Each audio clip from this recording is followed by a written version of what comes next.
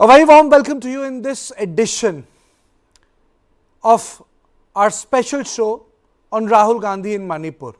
Rahul Gandhi is in Manipur for Bharat Jodo Nyay Yatra. It's going to be a long affair.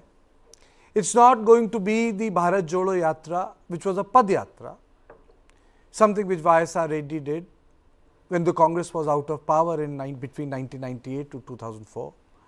It is not like Chandrasekhar's Yatra, which he did in 1983-84.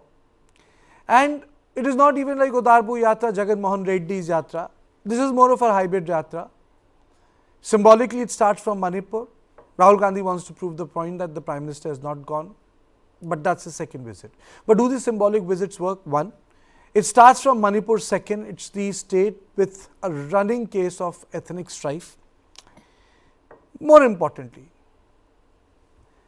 will Rahul Gandhi be able to revive the lost fortune of the Congress party, and I say this with sincerity, after losing all the North Indian states? Congress party has been able to retain its presence in South. Karnataka, Telangana, in power with DMK, in Tamil Nadu. But when it comes to North Indian states, it's nowhere. It's even a junior partner in Jharkhand. In Deccan, it's again a junior partner in Maharashtra. Now it's not even in power anymore. So where does this leave Rahul Gandhi? Because Bharat Jodo Yatra was also about resurrecting Rahul Gandhi. It was about communal harmony. It was about casting Rahul Gandhi in a new image from Kanyakumari to Kashmir. It was a grand affair. First he went to Sri Perambadu, where Rajiv Gandhi was assassinated. Then Kanyakumari was a big show. And thereon, slowly and slowly meandering its way from Kerala through Karnataka, the yatra began. Some places where Congress was able to work on Rahul Gandhi's yatra, it received dividends. Other places where leaders were squabbling with each other, it failed. Now this yatra is going to start from Manipur. It's going to go to Kohima, Assam, and then from Bihar, Jharkhand, Uttar Pradesh, it's going to go there. On the right hand side of the screen, you can see Rahul Gandhi. Rahul Gandhi is in Manipur now, KC Venugopal, everyone is there. Now last time Rahul Gandhi went, it was quite a show. Because Rahul Gandhi was not allowed to go, then he was allowed to go, then there were claims and there were counter claims. But that's an old story. But today, there are two things on plate. One is Manipur, a state which the center has not been able to resolve the crisis. The second, Bharat Jodo Yatra, which is hybrid, in context of the looming Lok Sabha polls where BJP sits very, very pretty. So is this yatra an answer to the Pratishthan ceremony which is going to take place on 22nd, Pran Pratishtha? Is it an answer to the gala affair which BJP and RSS is involved in Ayodhya? Is it a knee-jerk reaction, quickly scramble up something, so that all of us are seen doing something? So if the entire RSS is in Ayodhya, the entire Congress is somewhere up there, working the field, working the road, working the workers. And then you have the India thing, people trying to work out arrangement, one candidate, one seat. It's very tough for opposition. I would say even tougher than 1967-62, you had stalwarts like Nehru and Indira, but at least you also had pretty powerful leaders, acknowledged, recognized, from Jayaprakash to Ram Manohar Lohiya, to Rajaji, to Ms. Masani, Pilu Modi, George Fernandez, Madhu Dandavate. You had a big set of leaders. Feroz Gandhi in 50s. So it's a tough challenge. Brijesh, I know there are no white or black when it comes to politics. But in this case, why do you think Bharat Jodo Nyay Yatra was launched? See, I think, and I have been saying this right from the word go, that one of the biggest success of Bharat Jodo Yatra has been the resurrection of Rahul Gandhi's image, Rahul Gandhi's personality.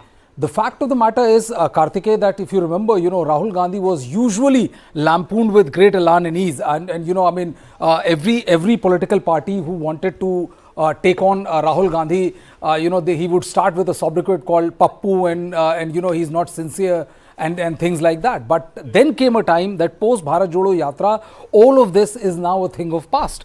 Yes, you can say that in the three elections, Telangana, Madhya Pradesh, Rajasthan and Chhattisgarh, the Congress didn't win. But we also have to understand that right now the central leadership of the Congress is so weak that it cannot assert itself in states.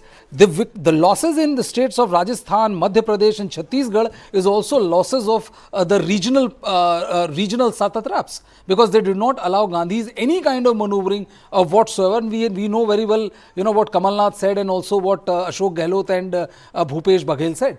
So I would say that, with this yatra, the first yatra was a complete revamp of Rahul Gandhi personality. Now he's being seen as a serious political contender. This was the most successful attempt made by the Congress to launch Rahul Gandhi.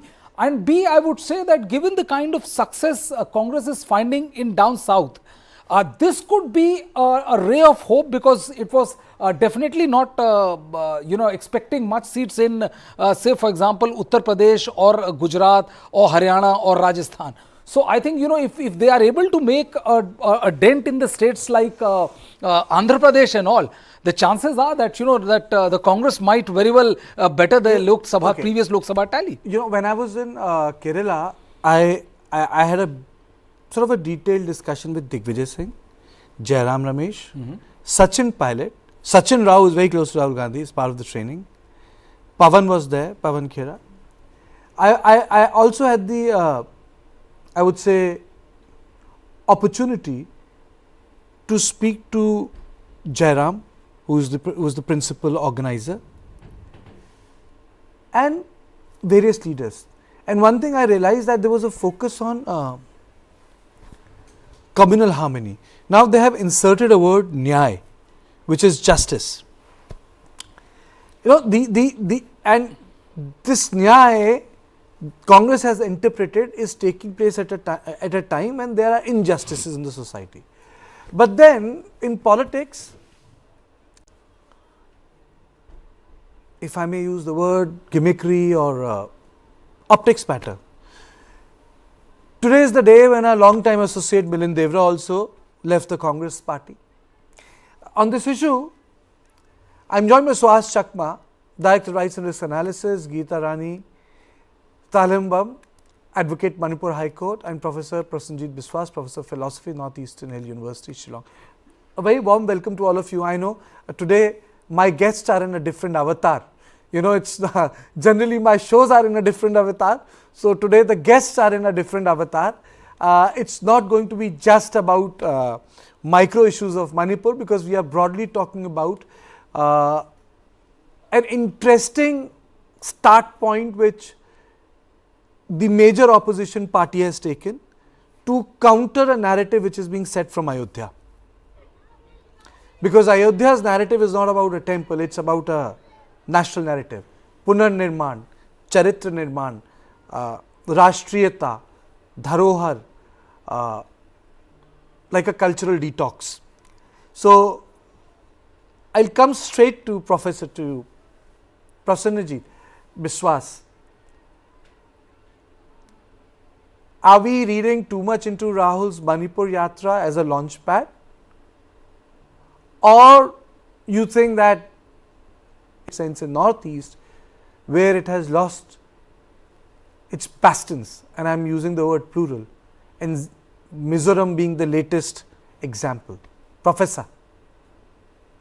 Yes, I don't see it as much of an electoral strategy.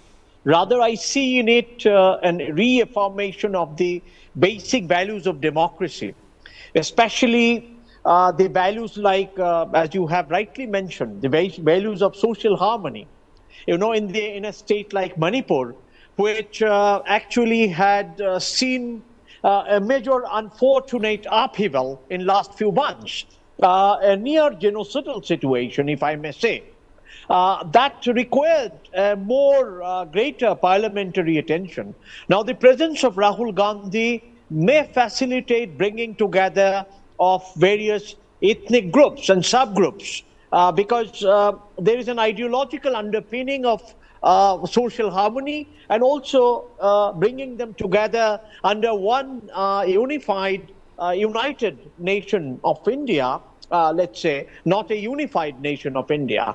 So he is not giving a call like one nation and one national identity. Rather, he is sensitive to the plurality of various smaller identities and how these smaller identities are finding it extremely difficult to have justice for themselves. Now, the whole idea of Nyaya is very, very important. It actually cuts across both, let's say, Chanakya as well as a liberal thinker like Amartya Sen.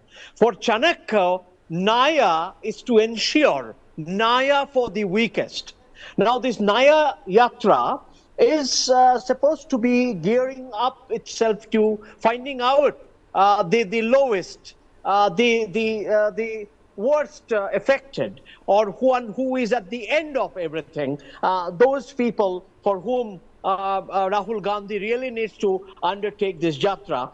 And therefore, it's a different concept of Nyaya, a reaffirmation of Gandhiji's talisman, perhaps. And as Amartya Sen, in his idea of justice, has pointed out, what justice is all about. Justice is to begin from the feeling of injustice, feeling of being miseried, so that feeling of being miseried, feeling of being pushed aside is very much there in a marginalized place like Manipur. So there is this experience of all sorts of marginality and injustice, as it has happened in the case of Northeast India. So therefore, it's a new way of expanding one's political ideology, I must say, based on social harmony. It's not just a one-to-one response to what is happening in the majoritarian context of Ayodhya. Okay. That's a point. But let me go across to Geeta Rani ji. A lot of people, the critics would say, it's just symbolic. It doesn't give Manipur anything on the plate. And a lot of people would say that, Manipur is being used like a base, but it doesn't give anything to the state of Manipur. You have not spent time there. If you want to do the politics of social justice, you got to stay there. I know I am giving a very broad example, though it may not correlate directly with it, but it is like Gandhi stayed in Noakhali. I mean, he didn't sit in Calcutta and talk about Noakhali. My point is, if Rahul Gandhi wants to talk about or do social justice politics, shouldn't he have spent time in Manipur? 3 days, 2 days, 1 day, 1 full day, 2 days? Kartikeya, good afternoon. And before I say anything about this issue, I would like to clarify that I'm not affiliated to any political party. I'm speaking as a layman, as an individual. No, I introduced you as an advocate. I never said that you're affiliated to any political party. And not even as an advocate here. I'll be speaking for my individual okay, fair enough. Yes. So, first of all, I think both the central government and the Manipur government, they failed to take control of Manipur's law and order. They failed to ensure protection of the life and property of the people of Manipur across community. So this itself, this failure and allowing the crisis to linger on for 9 months, this gives an opportunity to the other political party, the opposition, to take up this issue and bring it to highlight the failure of the government, of the state government and the central government and the BJP party.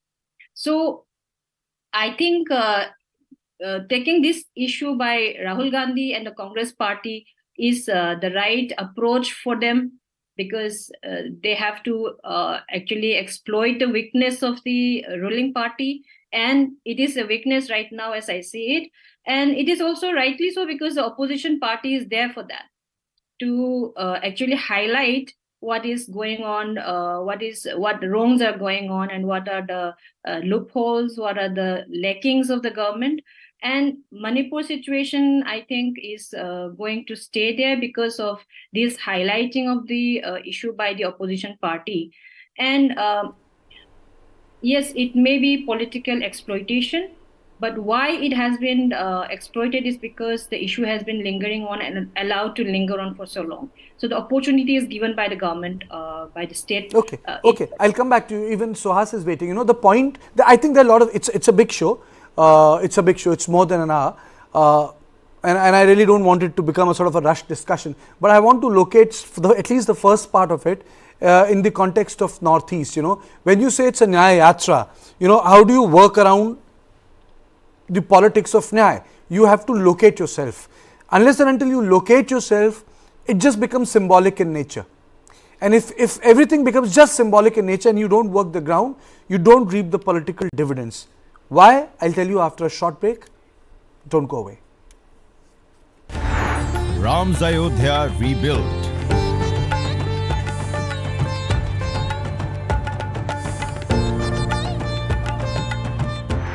Ram Lala's Pran Pratishtha.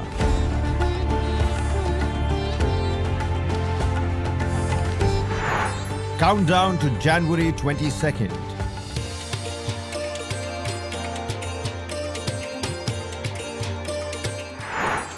Dateline Ayodhya. Catch the mega coverage only on News9 Live.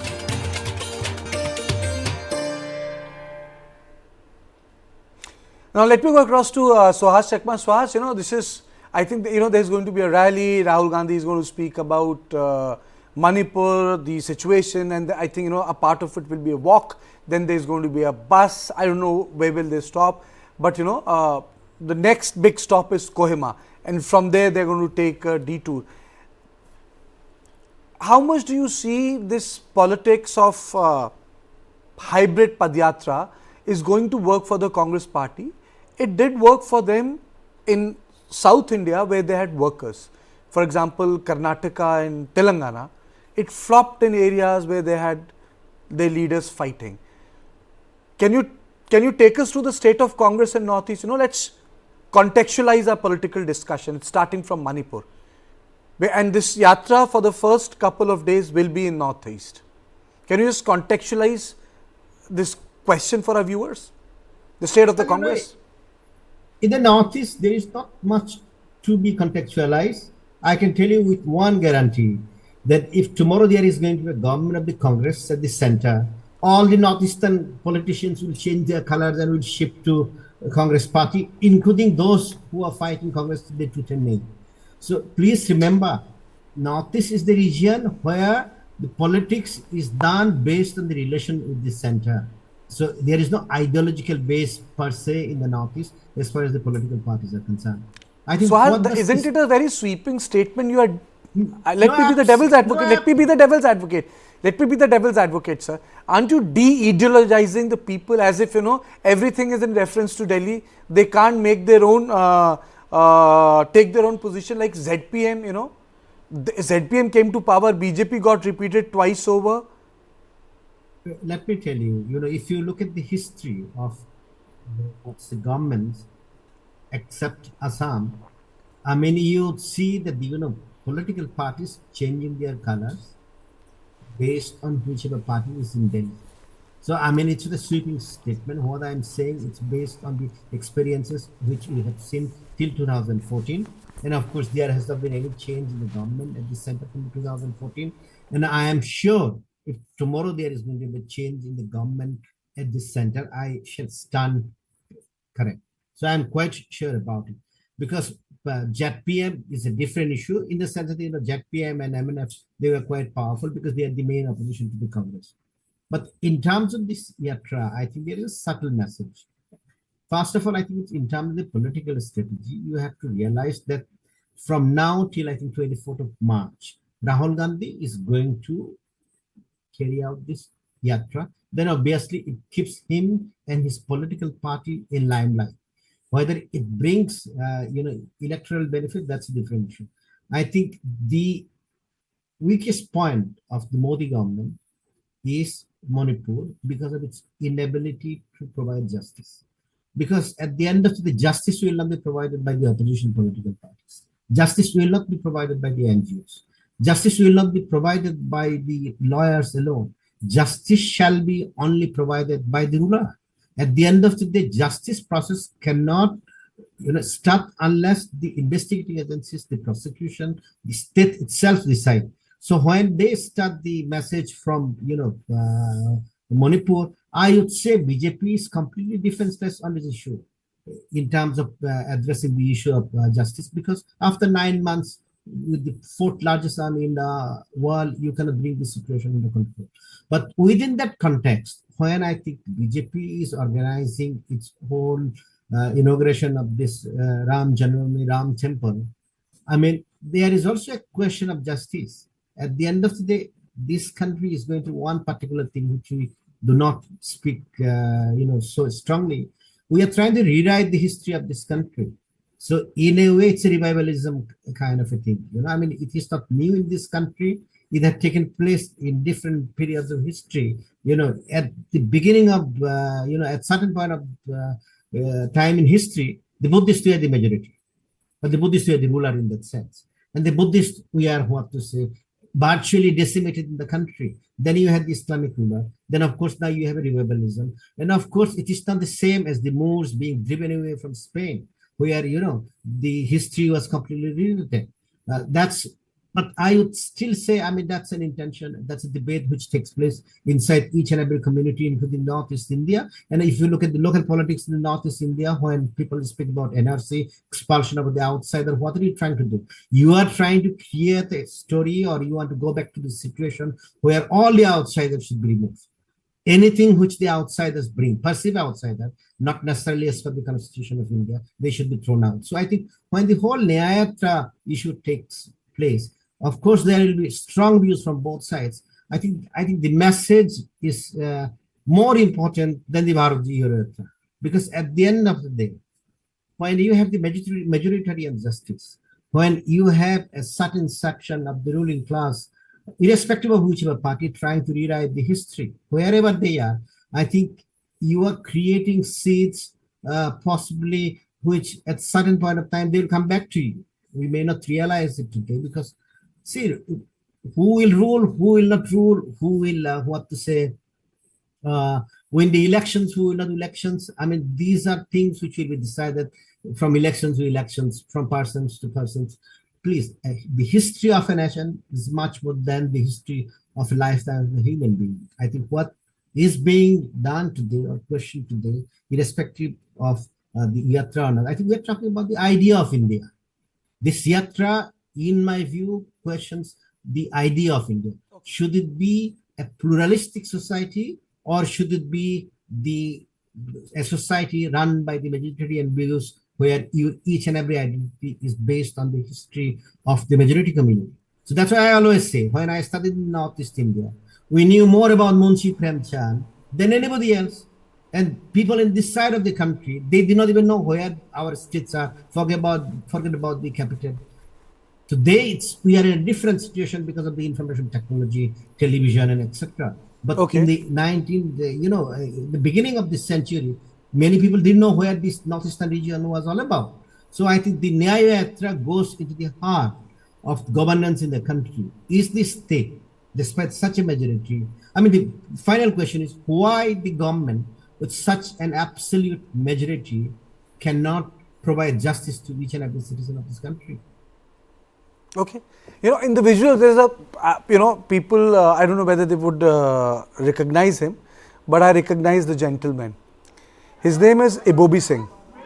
He's actually behind RahulGandhi, and he is the 3-time Chief Minister of Manipur. And actually, he is one of the last stalwarts in Northeast when it comes to the Congress party. And people like him, now he is the gentleman. So, Ibobi Singh played a very crucial role. I don't know how many new leaders have come, though a lot of central observers have come and gone, but very few new leaders have come in Northeast. Now Rahul Gandhi, I don't know what Rahul Gandhi is going to say when he is going to go to the podium. I don't know what Rahul Gandhi will say about Manipur, or what will be his position in context of the division that has taken place, or the hill or the tribal area, whether he is going to keep it generic, whether he is going to be specific, whether he is going to speak about Biren Singh. I mean, so there are two parts today. This debate can continuously change, wherever he goes. But today the heart of the debate is, one, as Suha said, is it about the idea of India which Rahul Gandhi professes? Because he says that I am not Savarkar. He tries to give a different idea of India. One. Second part is what he is going to say about Manipur. That's the second.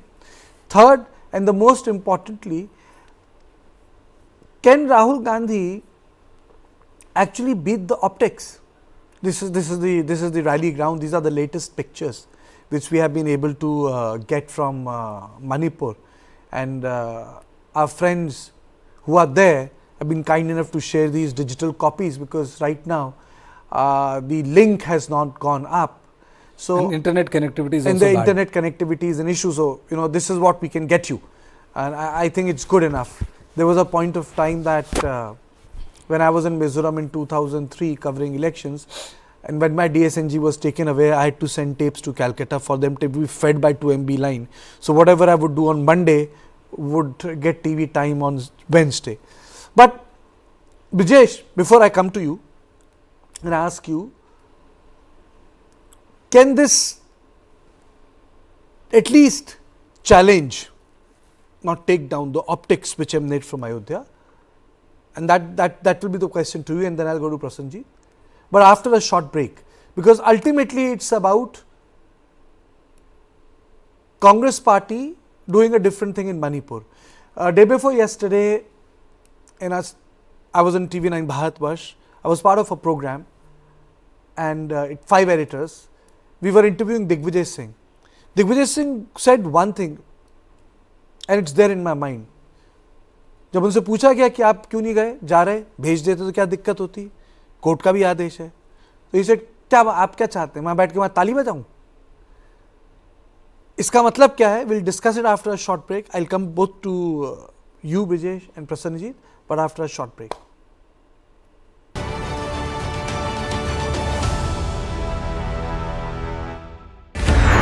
Ram's Ayodhya rebuilt.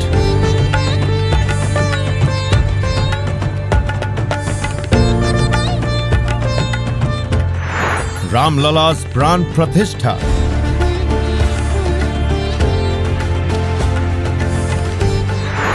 Countdown to January 22nd.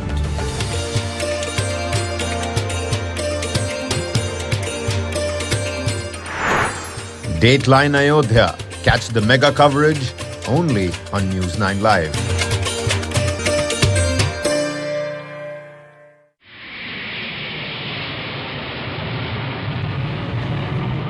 This was intended to be a terrorist spectacular without precedent. The plan was to bomb 2 Air India passenger aircrafts simultaneously. There was a loud explosion and the whole plane just vanished. The police dropped the ball, the intelligence officers dropped the ball, and the politicians dropped the ball. It was a conspiracy that destroyed my life. It destroyed 331 lives.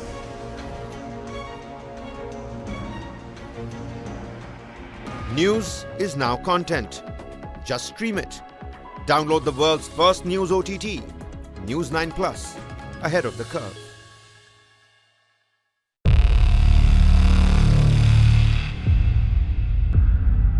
वर्ष 2070 तक Bharat net zero का लक्ष्य हासिल करेगा. There is certainly a wall of capital coming into the clean tech, climate tech space, not just in India but across the world.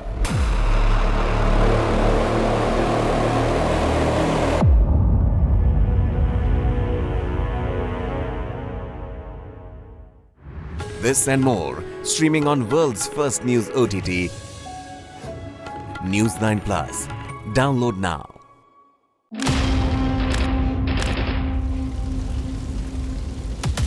The scale of the attack was something that we were surprised at.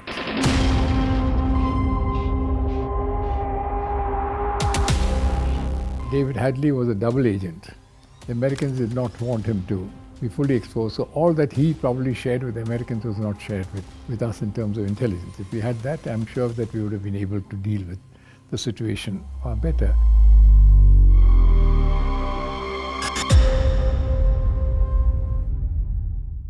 This and more streaming on world's first news OTT, News9 Plus. Download now.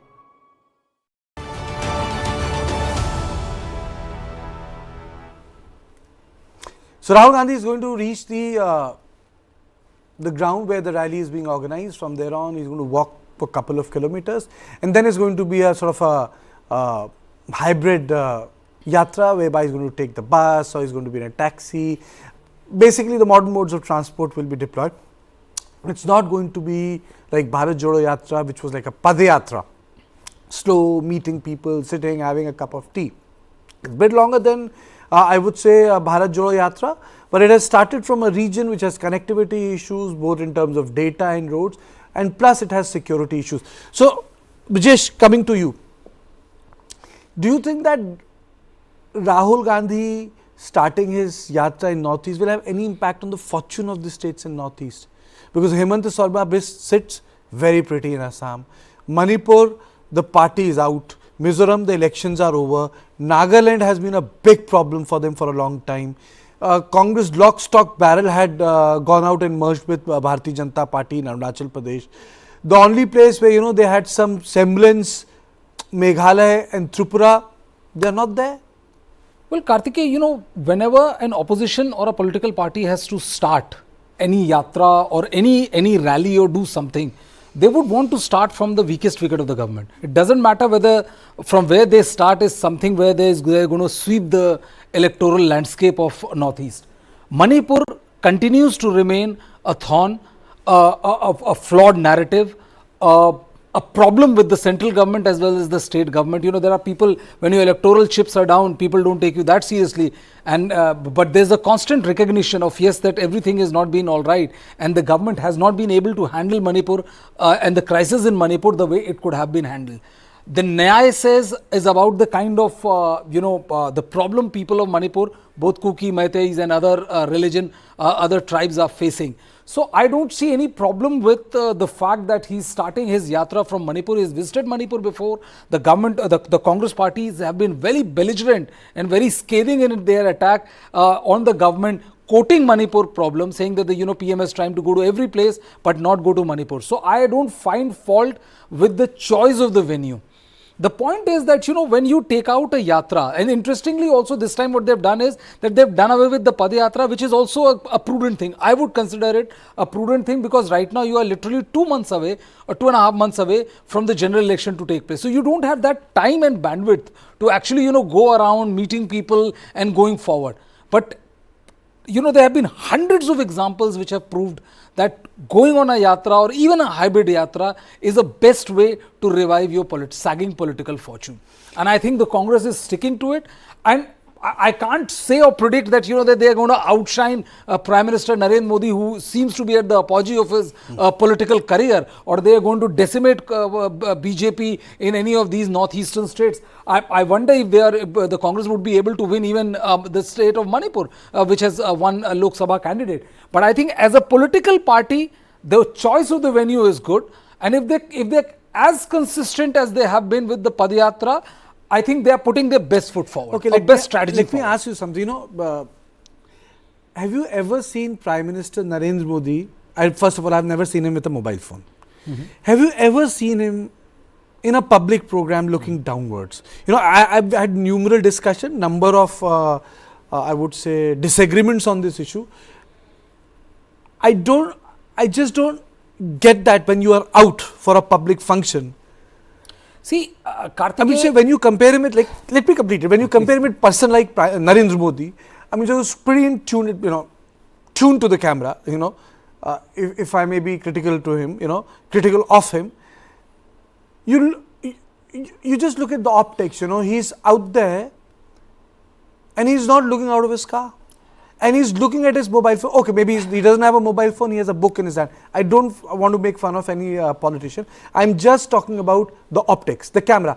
the visual has come, I'm looking at it like a journalist, anchor in my show, and I find him disengaged outside. I have never seen Narendra Modi do something like that. Well, you have covered it. What I really want to know from you is, since you have covered BJP, ये उनमें क्यों नहीं है ये? See, Karthikeya, there are old because his journey started from a very different part of the world, brother. He was not born in privilege. These things are available to Mr. Gandhi from his childhood, was not available to him. But then he... See, you have to understand one thing, Karthikeya, that A, either you are very poor, or B, either you are very rich. They are the one who moves the world. You know, there's the middle class which gets swarmed with decisions of whether I have to pay my EMI, whether my kids will go to this particular school, whether he'll be able to make the cut. Correct. So there's no comparison. You know, if you're born poor, the desire or the hunger to succeed is 1,000 times more than people like you and me or any other would be. And if you are at the top of your game, if you are a billionaire, the desire to make, you know, from 1 to 10 billion would be so insanely focused that it will take you to another reach. See, I would say that it's very wrong to compare Rahul Gandhi with Prime Minister Narendra Modi. You know, he's a consummate politician. You know, he lives, eats, breathes politics. This is not the case with Rahul Gandhi. Rahul Gandhi, you know, it may sound funny to you, Karthikeya, but I would say that, you know, Rahul Gandhi is like thousands of those kids of my age, you know, when the parents wanted you to become an engineer at whatever the cost, you know, whether you are interested in engineering or not, whether you want to take a Bachelor of Arts or you want to pursue some other ambition of yours, but they would say, you know, somehow you should get into either a medical college or an engineering college. Rahul Gandhi is like that. You know, politics has been forced upon him. And think so? Absolutely, but where is the doubt? I mean, if you go to his entire I have a request from my guest timeline. You know, maybe you are not there on the screen, but we can monitor you. Please, if you want to come into the discussion, please raise your hand. You know, it will be difficult for me, you know, to create the crumb. You know, to create that line. If you want to come in, please raise your hand. I'll be told that you want to come in. Suhas, you wanted to come in. You wanted to speak something when Brijesh was saying. No, I just wanted to say, you know, if you look at the video which you are showing about Rahul Gandhi, he is possibly in that position. I mean, I saw your video for 10 seconds, then he moves out. So the question is, you know, with this 10 seconds of him looking at the, mobile phone, then you can create a perception and optics that he is inward looking. But if you keep this video on, you would see not more than 10 seconds, then he looks at and, you know, engages with the other persons. So that's what you have exactly seen now. So, you know, I mean, we cannot draw an inference based on, you know, 10-second, you could say, concentration on something, inward looking or outward looking. That's what I want to say. Okay, no, it's okay. You know, Prasanajit, a lot of people tell me, you know, when you meet Rahul Gandhi, at a very one-to-one level, you know, you have a different level of interaction with him, you know, sort of a different kind of conversation. But the man is slightly different in public arena, you know. He behaves differently, but one-to-one, he'll just enamor you. But public arena, you know, he's a different person. But that's one part of the debate. But then the larger issue is, you know, this is the third Lok Sabha election which Rahul Gandhi is going to helm against Modi. पहले में तो declare किया नहीं था, दूसरे में तो वही थे, and this is the third one. I think he's a lucky guy who is getting a chance third time to lead his party. Whether you like it or not, he is going to be the face. Do you think that this time he's up to it after the results that have come out? Actually, the country is undergoing a kind of an undercurrent of change at this point of time. And unseeing and not seeing that kind of an undercurrent will be a kind of a stuffed or a kind of a blind spot in one's vision. So one has to see how various segments are moving. You have seen the kind of a reaction that the proposal for caste census had created in the central part of the country, in the so-called Hindi belt of the country. You can see a kind of a resistance that is building up from regional forces in Bengal, in Orissa, in the entire south, you see. So there is a different kind of a political alternative that is emerging, not just in the form of an India alliance. Whether alliance will succeed or not is another matter. But as far as Rahul Gandhi and his yatra is concerned, the yatra is a response to that kind of a build-up as a kind of an undercurrent that is happening across the country. And Manipur is the right starting point, because Yatra will bring together people who otherwise will not talk to each other. Now you see, there are two seats in Manipur, inner Manipur and outer Manipur, especially in outer Manipur where there are tribal voters. The tribal voters are already thinking differently. I don't know about inner Manipur. Gita Rani ji has also mentioned that it gave an opportunity for questioning the failure of the state and the center by the opposition party. So you can see that there is a distinctive undercurrent. And what has happened in Mizoram, for example, is a total different political alternative that has come forth. Similarly, in case of Assam, there's a lot of undercurrent that is going on at this point of time. It's not plain and blanket one unifying or one united majoritarian kind of narrative that is taking its hold. If we look at even Ayodhya, you see many temples are built there by the Muslims, and the worshipping was carried out by Hindu priests.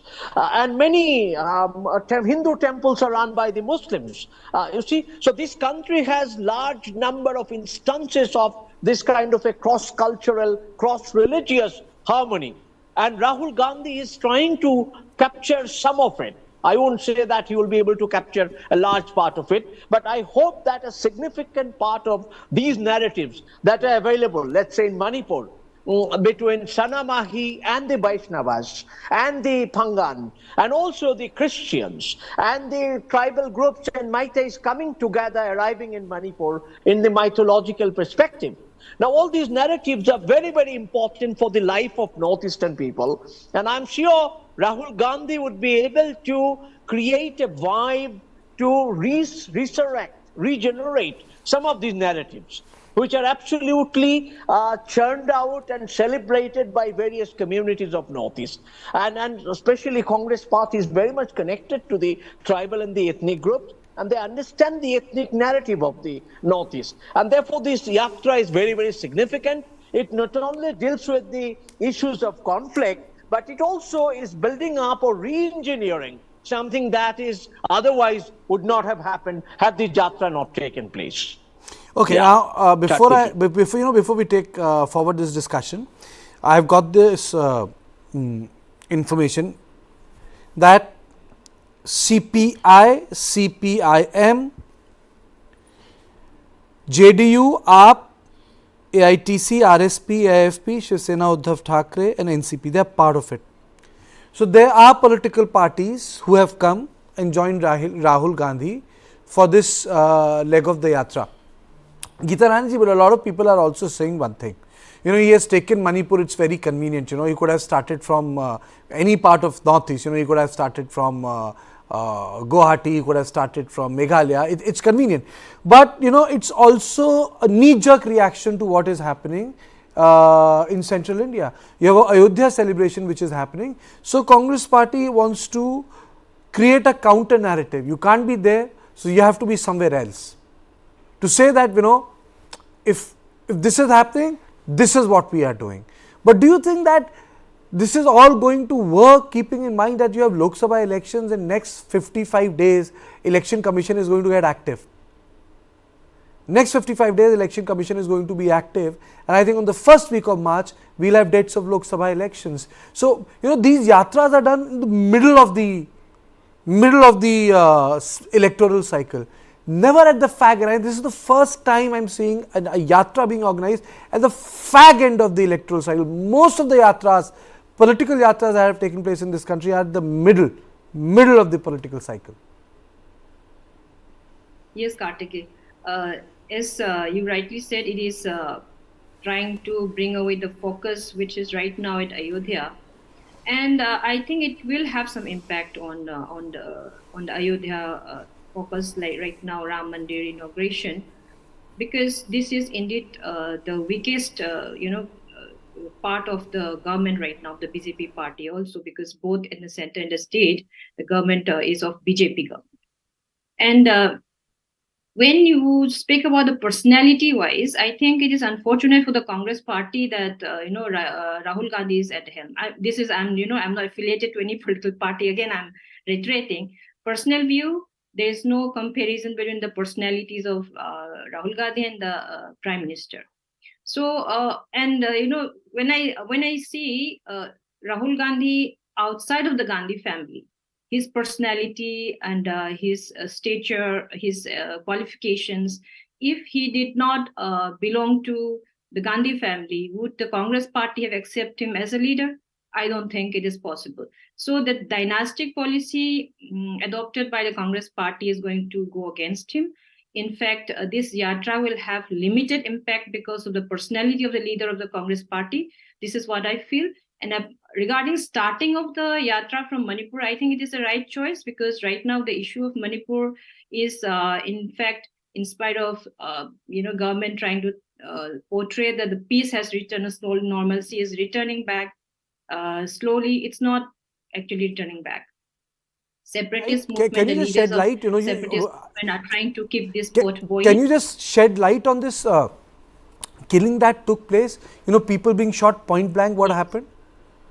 Yes, actually, 4 Meitei woodcutters, they had gone to the hills to collect woods, as they have been normally doing so far. They are poor people. They sell these woods, firewoods, to earn their livelihood. And they have been captured. They went missing for a few days, and they have been found killed at point blank. Like the body were found. This is very unfortunate. The families like below poverty line people. Point blank killing. Point blank. Yes, point blank killing. So they are not even armed militants, or even village volunteers. They were poor people, villagers, doing as they normally have been doing. They have been going up to the hills where they normally go for collecting their firewood. So they were captured and killed. And the issue is again, bring forth the violence which has been lingering on, and we thought normalcy is about to come around and time for peace, talk of peace and negotiation were going around, and then suddenly this kind of thing happens. So the duty of the state government and the central forces over there, which is guarding those areas, actually seems to be lacking, because they have failed to protect the life and property of the people. This is especially of those in the fringe areas, the poor people. But how long can this these shootouts continue? On one hand, it's very surprising. You have political mobilization, you have meetings, you have number of steps being taken here and there, but these killings are not stopping, Geeta Rani ji. This is really very disturbing. It's like 1 week it's okay. The schools are there, and suddenly 4 people get killed, 5 people get abducted. I'm saying, in a real sense of, it just disturbs the sense of ordinariness, which is required for a peaceful break from violence. It would seem there are interested people who don't want peace to return, who wants to keep the pot boiling so that the demands becomes stays legitimate. That there is no possibility of peace between the two communities. And actually, from day one, from my view, if I recollect, properly from day one itself, the view, or rather the action of both the central forces and the state forces do not seem to run in one direction. All the forces are there, more than 1 lakh troops, I believe, but the actions are not centralized. In spite of central command being present there, they are acting in different directions. The state forces seem to be acting in different directions, and the central forces seem to be acting in different directions. And even among the central forces, the Assam Rifle is acting in a different direction. There's lack of focus, and there's lack of one direction of action. I think this is the basic issue of failing to, bring about violence to an end. And Kartike, speaking about the Congress party using this issue as a focus to bring down the BJP government, or rather to take away the focus from the Ayodhya issue. If you remember correctly, 2005, the Sioux agreement was signed between Kuki militants and the Indian government. In fact, it started with the Assam Rifle negotiating with the Kuki militants. And JTRA leader is one Thanglenpa Guite, Mr. Thanglenpa Guite. He is an ex-MP of Chin state in Myanmar. So he is a citizen of Myanmar, and he is coming to Manipur, being a political, a leader of a militant group, and going into political dialogue with the Indian state. This kind of thing was started by the Congress government. It happened during Congress time. They cannot ignore that. So it is kind of the BJP government is kind of inheriting all this issue from the Congress government itself. And 2008, it became a tripartite party, three-party agreement. And I'll also bring to your notice that, this cessation of operation agreement by name itself implies that two parties were warring parties, that the Kuki militant group were attacking the Indian army. So they needed to come about and bring about this agreement, whereas there was no issue like that. There is no incident of Kuki militants operating against the Indian army. So now it has come into light that actually there was no operation between, enmity between the two parties, but Sioux agreement was kept in place, and the Kuki militant groups were used as border security guards. This is the allegation. Even in the Myanmar, newspaper, it has been reported that these militant groups, they were used by the central army, central forces, the Indian government, as a border security. And also, if you recall in your program, also the Chief Minister has alleged that the Indian army were, some rifle were absent from the border. They were guarding 16 kilometers inside the border. All these issues were there from before also, and which, still lingering on. And I don't know why. Gitarani ji, if you are aware, one thing which I would want to know is this rally is taking place in Thoubal, Thoubal. What sort of area is this? Is it a Kuki dominated area? Is it a Meitei dominated area? Is it a Naga dominated area? Can you take our audience through the profile of Thoubal? Because the rally was supposed to take place in Imphal and that place was denied to them. So who dominates that politically, this area? Who does it belong to? Can you just take us through so that people understand, it's just not a politicians just don't choose a rally site, There is a reason, you need to mobilize people. So who is mobilizing them? What sort of a social complexity does it reflect? Was it affected by violence in Manipur? Can you take us through these details? Then I'll get Prasannajit and Suhas in it. Yes, Kartiki, this Thoubal district is mainly consisting of Meiteis and Pangals. Meitei Pangal, the Muslims community. So I would say this is like Meitei dominated area. And I don't know if the yatra is going to cross into the border area where the Gitarani ji, so no cookies. This is not a hill area. It's a valley area. Meiteis, no cookies. Yes, no cookies are there. Okay. And just one thing I want to continue from what I was speaking about regarding the Kuki militants and the Sioux agreements. One thing which baffles me is from day one, it has been clear that the Sioux militants have been violating the terms and agreements of the Sioux agreement. Not to engage, in looting and aggressive, activities, but and not to recruit and not to go against the territorial integrity of Manipur. In fact, it is in the preamble. But they have started demanding separate, UT and then separate state and all that stuff. So. And also recruitment has been happening because we can see the militants are very young people, 17 to 18 years even. So it's not possible that they were recruited. I mean, they were militants since 2005 or 2008. And also in one inspection, it was found that only 50% were, present in the camps. So in spite of all this, violation of the Sioux terms, the central government has not done anything against militants. Thus, there is something, the water seems to run much deeper than what can be seen on the surface.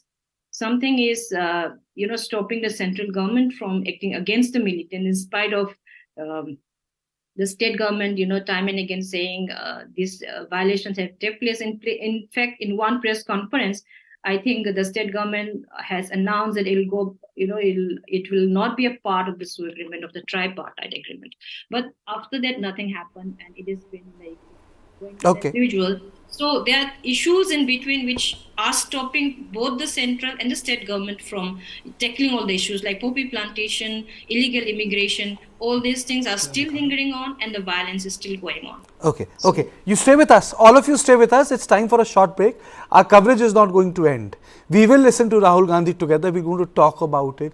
After that, our coverage is going to end. So please stay with me. It's going to be a long, winding Sunday, and we're going to give proper space, as we used to say, and I continue to stress, equal share to everyone on News9.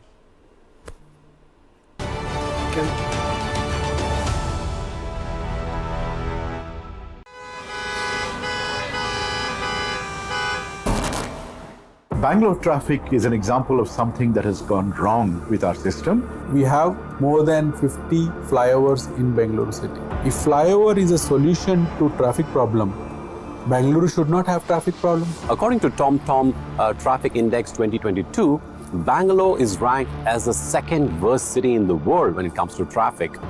The speed limit at the ORR is 80 kilometers per hour, but our vehicle has only moved 10 kilometers per hour. What Bangalore needs is a surgery, but what we have been offered repeatedly are band-aids.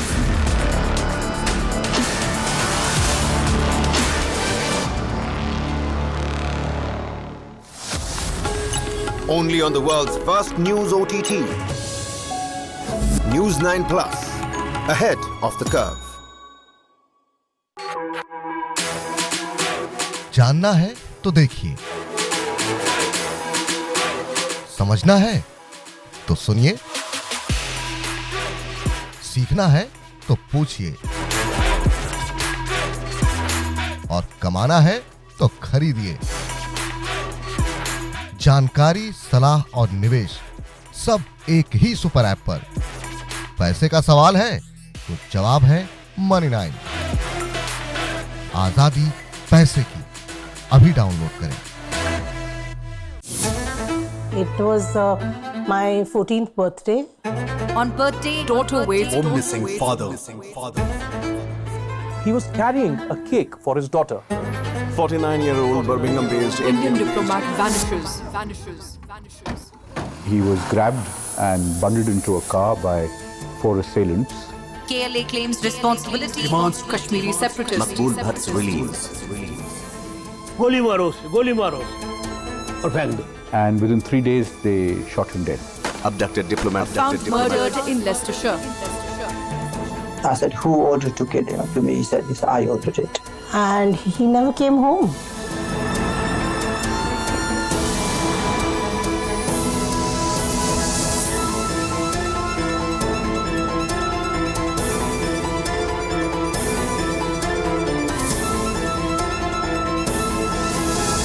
Stop searching. Start streaming.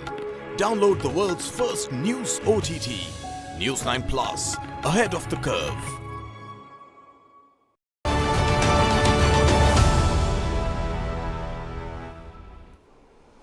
Now let us go straight to our correspondent Kumar Vikrant Singh, who is in Thubal, and who is going to follow Rahul Gandhi, let me tell you, for at least the first half of his trip.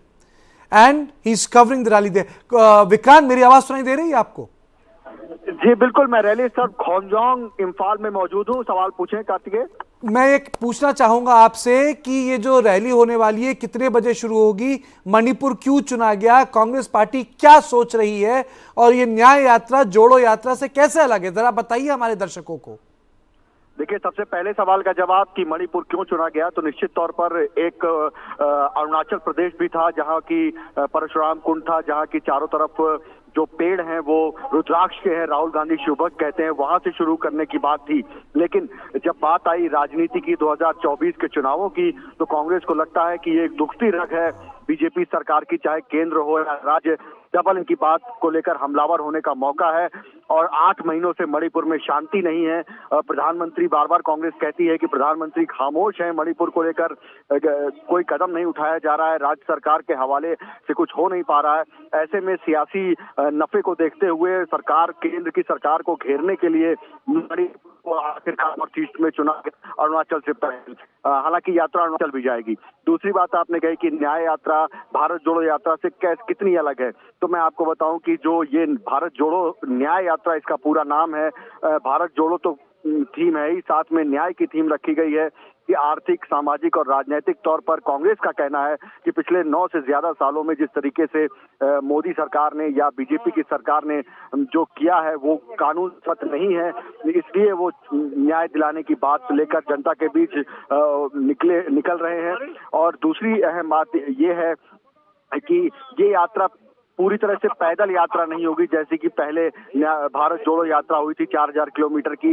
ये तकरीबन 6700 kilometre की यात्रा है, जो कि hybrid यात्रा है, जिसमें राहुल गांधी, एक बस यहाँ पर मौजूद है जिस बस में राहुल गांधी और तमाम नेता बैठेंगे। हालांकि रुकेंगे वो कंटेनर में ही, लेकिन इस बार कंटेनर में 20 से 25 कंटेनर ही होंगे, भारत यात्री ही होंगे। और जहाँ रैली राहुल गांधी करेंगे शहरों में, वहाँ रोज करीब 7 से 9 किलोमीटर पदयात्रा करेंगे, बाकी सफर बस में तय करेंगे। 6700 किलोमीटर का ये सफर 2 महीने में पूरा होगा, क्योंकि लोकसभा के चुनाव सिर पर हैं। उसके मद्देनजर एक तरीके से आप कहें कि प्रचार भी चलता रहेगा और राहुल गांधी की भारत जोड़ो न्याय यात्रा भी चलती रहेगी। लेकिन मैं आपको एक बात बताऊं कार्तिकेय कि जिस तरीके से इम्फाल से शुरू होकर मुंबई में ये यात्रा समाप्त होनी है 20 मार्च को, उसी मुंबई से आने वाले कांग्रेस के राहुल गांधी के करीबी नेता मिलिंद देवड़ा ने आज पार्टी छोड़ने का ऐलान कर दिया, जबकि भारत जोड़ो यात्रा इम्फाल में शुरू होने वाली थी। जी ओके, ये तो आपने हमको बात बताई कि भाई ये फैसला क्यों लिया गया। ये हाइब्रिड यात्रा क्या है, जरा ये बताइए।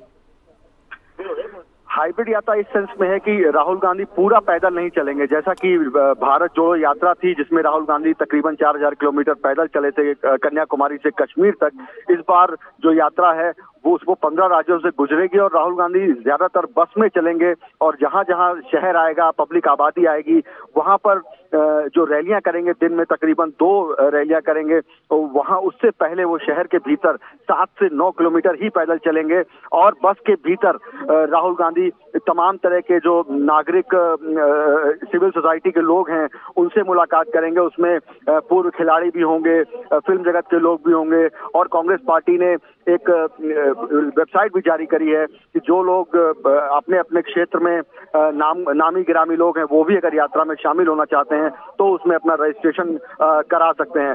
तो इसीलिए और बीच बीच में राहुल गांधी बस के अलावा भी तमाम साधनों का इस्तेमाल कर सकते हैं, इसलिए इस यात्रा को हाइब्रिड यात्रा कहा गया है। जी, आप कह रहे हैं हाइब्रिड यात्रा है, वो बस में भी चलेंगे, वो लोगों से बात करेंगे बस में बैठ के, लेकिन इसमें एक महत्वपूर्ण चीज ये है कि आज उन्होंने मणिपुर से शुरुआत की है। आपको लगता है कि मणिपुर में बीरेन सिंह को आड़े हाथों लेंगे या लगता है कि सारा ध्यान नरेंद्र मोदी पे केंद्रित होगा? देखिए, मुझे लगता है कि राहुल गांधी के मुख्य निशाने पर तो प्रधानमंत्री नरेंद्र मोदी होंगे, लेकिन निश्चित तौर पर चूंकि मणिपुर के इम्फाल में ये रैली होने जा रही है, जहां जो राहुल गांधी की बस है उसको मल्लिकार्जुन खड़गे हरी झंडी दिखाएंगे, उसके बाद राहुल गांधी यहाँ भाषण भी देंगे, तो यहाँ की बात भी की जाएगी। क्योंकि कुछ देर पहले यात्रा शुरू होने के ठीक पहले हमने जयराम रमेश, जो कांग्रेस के संचार विभाग के महासचिव हैं, उनसे बातचीत की। उन्होंने साफ तौर पर कहा कि डबल इंजन की सरकार फ्लॉप हो गई मणिपुर में। 8 महीने पहले बीजेपी की सरकार को 2/3 बहुमत दिया था यहाँ की जनता ने, लेकिन अब प्रधानमंत्री मोदी 8 महीनों से चुप हैं। सिर्फ लोकसभा में अविश्वास प्रस्ताव के दौरान 3 मिनट ही बोले थे। मणिपुर प्रधानमंत्री क्यों नहीं आए हैं? मणिपुर के किसी प्रतिनिधि से, वो इवन भाजपा के प्रतिनिधियों से भी मुलाकात नहीं कर रहे हैं। तो इसमें एक तरीके से आप कह सकते हैं कि कांग्रेस ने, जैसा मैंने कहा कि अरुणाचल के परशुराम कुंड की बजाय मणिपुर को इसीलिए चुना कि उसको डबल इंजन की सरकार और खासकर प्रधानमंत्री नरेंद्र मोदी पर हमला करने का मौका मिले। मणिपुर के हालात के मद्देनजर केंद्र सरकार नाकामयाब रही, प्रधानमंत्री मोदी और अमित शाह की जोड़ी नाकामयाब रही मणिपुर के हालात को सुधारने में, ऐसा कांग्रेस लगातार आरोप लगाती रही है। और आज इस बात को मंच से राहुल गांधी से लेकर खड़गे से लेकर तमाम नेता दोहराएंगे भी। अच्छा विक्रांत, एक खबर ये भी आई थी, ये सही है कि सीपीएम, सीपीआई, एनसीपी 8-9 विपक्षी दल के लोग 8-9 people from India have come to Manipur to be part of this rally. Is it correct? ये सही बात है? जी देखिए, मैं आपको बताऊं कि बड़े नेता नहीं पहुंचे हैं। एक नाम मैं आपको बता सकता हूं जो कि बाहर से आए हैं, उनका नाम है दानिश अली, जो कि बीएसपी के सस्पेंडेड यानी निलंबित सांसद हैं। वो जो मंच है उसमें आगे की ओर बैठे हुए हैं। दानिश अली यहाँ पहुंचे हैं, उन्होंने ऐलान किया था कि वो भारत जोड़ो न्याय यात्रा में शामिल होंगे। इसके अलावा अगर मैं आपसे बात करूं तो जो आपने दल सारे बताए हैं, उन दलों के लोग यहाँ पहुंचे हैं, लेकिन वो लोकल लोग हैं। यानी कि यहाँ कांग्रेस पार्टी का जो गठबंधन है वो तकरीबन 8 से 10 दलों के साथ है। तो ऐसे छोटे दल जो मणिपुर में सीपीआई के नेता हैं, मणिपुर में सीपीआईएम के, जेडीयू के, आप के, एआईटीसी के, आरएसपी के, एआईएफबी के, शिवसेना उद्धव गुट के और एनसीपी के जो नेता मणिपुर से ताल्लुक रखते हैं, वो तकरीबन 10 पार्टियों के नेता यहाँ पर पहुंचे हुए हैं। लेकिन ये मैं फिर बताऊं कि ये स्थानीय नेता हैं इन दलों के जो इसमें शामिल हुए हैं। दानिश अली एक बड़ा नाम है जो कि यहाँ शामिल होने के लिए मंच पर विराजमान है और डीके शिव कुमार के बगल में आगे बैठे हुए हैं। अच्छा, मैं इससे पहले कि मुझे पता है आप वहां जाएंगे, कई सारे लोग आएंगे। इबोबी सिंह की भी बड़ी फोटो देखने को मिल रही है। बड़े दिनों बाद कह सकते हैं रिटर्न ऑफ इबोबी सिंह हुआ है। जी निश्चित तौर पर इबोबी सिंह 15 साल यहाँ मुख्यमंत्री रहे हैं और कल भी जब भारत जोड़ो यात्रा के बारे में जयराम रमेश प्रेस कॉन्फ्रेंस कर रहे थे तो प्रदेश अध्यक्ष के साथ इबोबी सिंह वहाँ यहाँ मौजूद थे और वो याद दिला रहे थे कि आखिर न्याय यात्रा जहाँ न्याय स्थल है, जहाँ रैली होनी है, जहाँ न्याय यात्रा जो बस में निकलनी है उस बस को हरी झंडी दिखानी है, उसके पहले जो वॉर मेमोरियल है होमचोंग में इम्फाल के पास, वहां पर राहुल गांधी पहले वहां जाएंगे फिर यहाँ पहुंचेंगे और वहां के बारे में सब कुछ इबोबी सिंह बता रहे थे। उन्होंने बताया कैसे 2016 में मुखर्जी राष्ट्रपति थे तब उनके मुख्यमंत्री रहे थे, वॉर मेमोरियल की शुरुआत हुई थी। सिर्फ मणिपुर के लोगों के लिए नहीं, पूरे देश के लिए एक गर्व का विषय है मणिपुर, ये जो वॉर मेमोरियल है और राहुल गांधी वहां जाएंगे तो निश्चित तौर पर इबोबी सिंह को कांग्रेस पार्टी कम से कम इस राज्य में हर जगह आगे रख रही है। उनके होर्डिंग, पोस्टर, बैनर भी नजर आ रहे हैं और वो यहाँ मणिपुर को लेकर जो बात कांग्रेस को कहनी है वो राज्य की तरफ से मणिपुर से इबोबी सिंह ही सबके सामने रख रहे हैं। इबोबी सिंह कांग्रेस का यहाँ का सबसे बड़ा जाना पहचाना चेहरा है जो 15 साल मुख्यमंत्री रहे। विक्रांत, आपने भी कई साल अब कांग्रेस कवर कर ली, 15-20 साल हो गए आपको कवर करते करते। एक चीज बताइए, कांग्रेस पूरी तरह से उखड़ गई है यहाँ उत्तर पूर्व में, कोई सरकार नहीं है, सब कुछ हो गया। आपकी बीच में बात हुई, आप तो साथी हैं उन लोगों के, कि उत्तर पूर्व में क्या होगा। लड़ाई तो ठीक है हर जगह लड़ी जाएगी, आप लड़ाई उत्तर प्रदेश से लेकर कर्नाटक तक लड़ेंगे, लेकिन जो वेस्टर्न होता था वहां उखड़ गए। वहां कुछ सोचा है इन लोगों ने कि क्या कामकाज करेंगे? वहां से भी 25-26 लोकसभा सीटें हैं। जी निश्चित तौर पर उत्तर पूर्व में सबसे बड़ा तो आसाम आता है। वहां भी कांग्रेस पार्टी जो है लगातार 2 बार सत्ता से बाहर हो गई, जहां तरुण गोगोई 3 बार लगातार मुख्यमंत्री रहे थे। तो उत्तर पूर्व निश्चित रूप से कांग्रेस के लिए चिंता का विषय और जिस तरीके से बीजेपी ने अपने पैर पसारे हैं उत्तर पूर्व में, हालांकि कांग्रेस का ये कुछ नेताओं का ये कहना रहता है कि जब केंद्र में जिसकी सरकार होती है और अगर वो साम दाम दंड भेद अपनाता है तो उत्तर पूर्व में छोटी छोटी कॉन्स्टिट्यूंसी हैं और वहां पर उसको अपने पाले में करना आसान हो जाता है। लेकिन सिर्फ इतना का भर कहने से बात नहीं बनती है कि सियासत में आपको सीटें जीतनी होती हैं, क्योंकि कांग्रेस पार्टी के भीतर एक तबका जरूर है जो ये कहता आया है कि सिर्फ एनजीओ मार्का राजनीति से बात नहीं बनेगी, आपको जनता के बीच जनता के वोट लेने पड़ेंगे, सीटें जीतने पड़ेंगी, तब जाकर कहीं आप 2024 में बीजेपी या प्रधानमंत्री मोदी का मुकाबला कर पाएंगे। ये जरूर अहम बात है और बिल्कुल आपने सही कहा कि एक वक्त में नॉर्थ ईस्ट में कांग्रेस का गढ़ माना जाता था, तो वहां कांग्रेस अब पिछड़ चुकी है और यहाँ बीजेपी हावी हो चुकी है।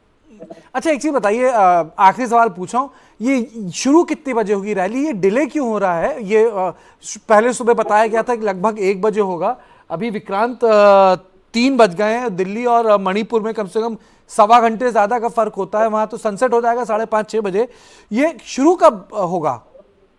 जी देखिए, शुरुआत में जो दिल्ली में विजिबिलिटी बहुत कम थी, जिसके चलते राहुल गांधी एक बार एयरपोर्ट के लिए निकले थे और बाद में वो वापस उनको आना पड़ गया। वहां से बहुत देर से फ्लाइट उड़ी क्योंकि एक चार्टर्ड प्लेन कांग्रेस ने बुक कराया था अपने सभी नेताओं के लिए जो सारे एक साथ यहाँ पर पहुंचे हैं। और उसके बाद राहुल गांधी होमचोंग वॉर मेमोरियल जाएंगे, वहां पर श्रद्धा सुमन अर्पित करेंगे, उसके बाद यहाँ पर पहुंचेंगे और ये कार्यक्रम 5 से 5:30 बजे अंधेरा होते होते खत्म हो जाएगा, क्योंकि मणिपुर में ये तय किया गया है, खासकर इन आसपास के इलाकों में जहाँ सुरक्षा की चिंताएं हैं कि जैसे ही अंधेरा हो यानी 5-5:30 बजे राहुल गांधी के कार्यक्रम को रोक दिया जाए या खत्म कर दिया जाए, समापन कर दिया जाए उसका। तो अब सारे नेता यहाँ पहुंच चुके हैं, मंच पे सारे नेता मौजूद हैं। सिर्फ और सिर्फ राहुल गांधी का इंतजार है, जो कि खोमजोंग में यहाँ से कितनी देर में आ रहे हैं राहुल? दूरी पर ही है। कितनी देर पे आ रहे हैं? राहुल इम्फाल पहुंच चुके हैं। इस वक्त खोमजोंग जो वॉर मेमोरियल है मणिपुर का, इम्फाल के पास खोमजोंग में, वहां पर राहुल गांधी पहुंचे हैं श्रद्धा सुमन अर्पित करने, और वहां से सीधे यहीं पहुंचेंगे राहुल गांधी। और उसके बाद सबसे पहले खड़गे न्याय यात्रा की जो बस है उसको हरी झंडी दिखाएंगे, और उसके बाद खड़गे राहुल गांधी के यहाँ पर भाषण होंगे। निश्चित तौर पर राज्य के जो नेता हैं गोपी सिंह और प्रदेश अध्यक्ष, उनके भी यहाँ पर भाषण होंगे। उसके बाद बस में बैठकर ही राहुल गांधी की यात्रा, न्याय यात्रा यहाँ से शुरू होगी, भारत जोड़ो न्याय यात्रा, जो कि इम्फाल से 9 किलोमीटर आगे तक जाएगी, जहां राहुल के कंटेनर मौजूद हैं। हालांकि 20 से 25 ही कंटेनर हैं, कुछ नेता ही उसमें रहेंगे, भारत यात्री इसमें शामिल नहीं है। ये जैसे आप बोल रहे हैं ना विक्रांत, जैसे आप बोल रहे हैं वॉर मेमोरियल के शॉट्स आ रहे हैं, मैं आपको बता दूं कि वो वॉर मेमोरियल के शॉट्स हमारे स्क्रीन में चल रहे हैं किनारे। तो मेरे ख्याल से राहुल गांधी वॉर मेमोरियल का दौरा कर चुके हैं, तो आपके पास कुछ ही देर में आ जाएंगे।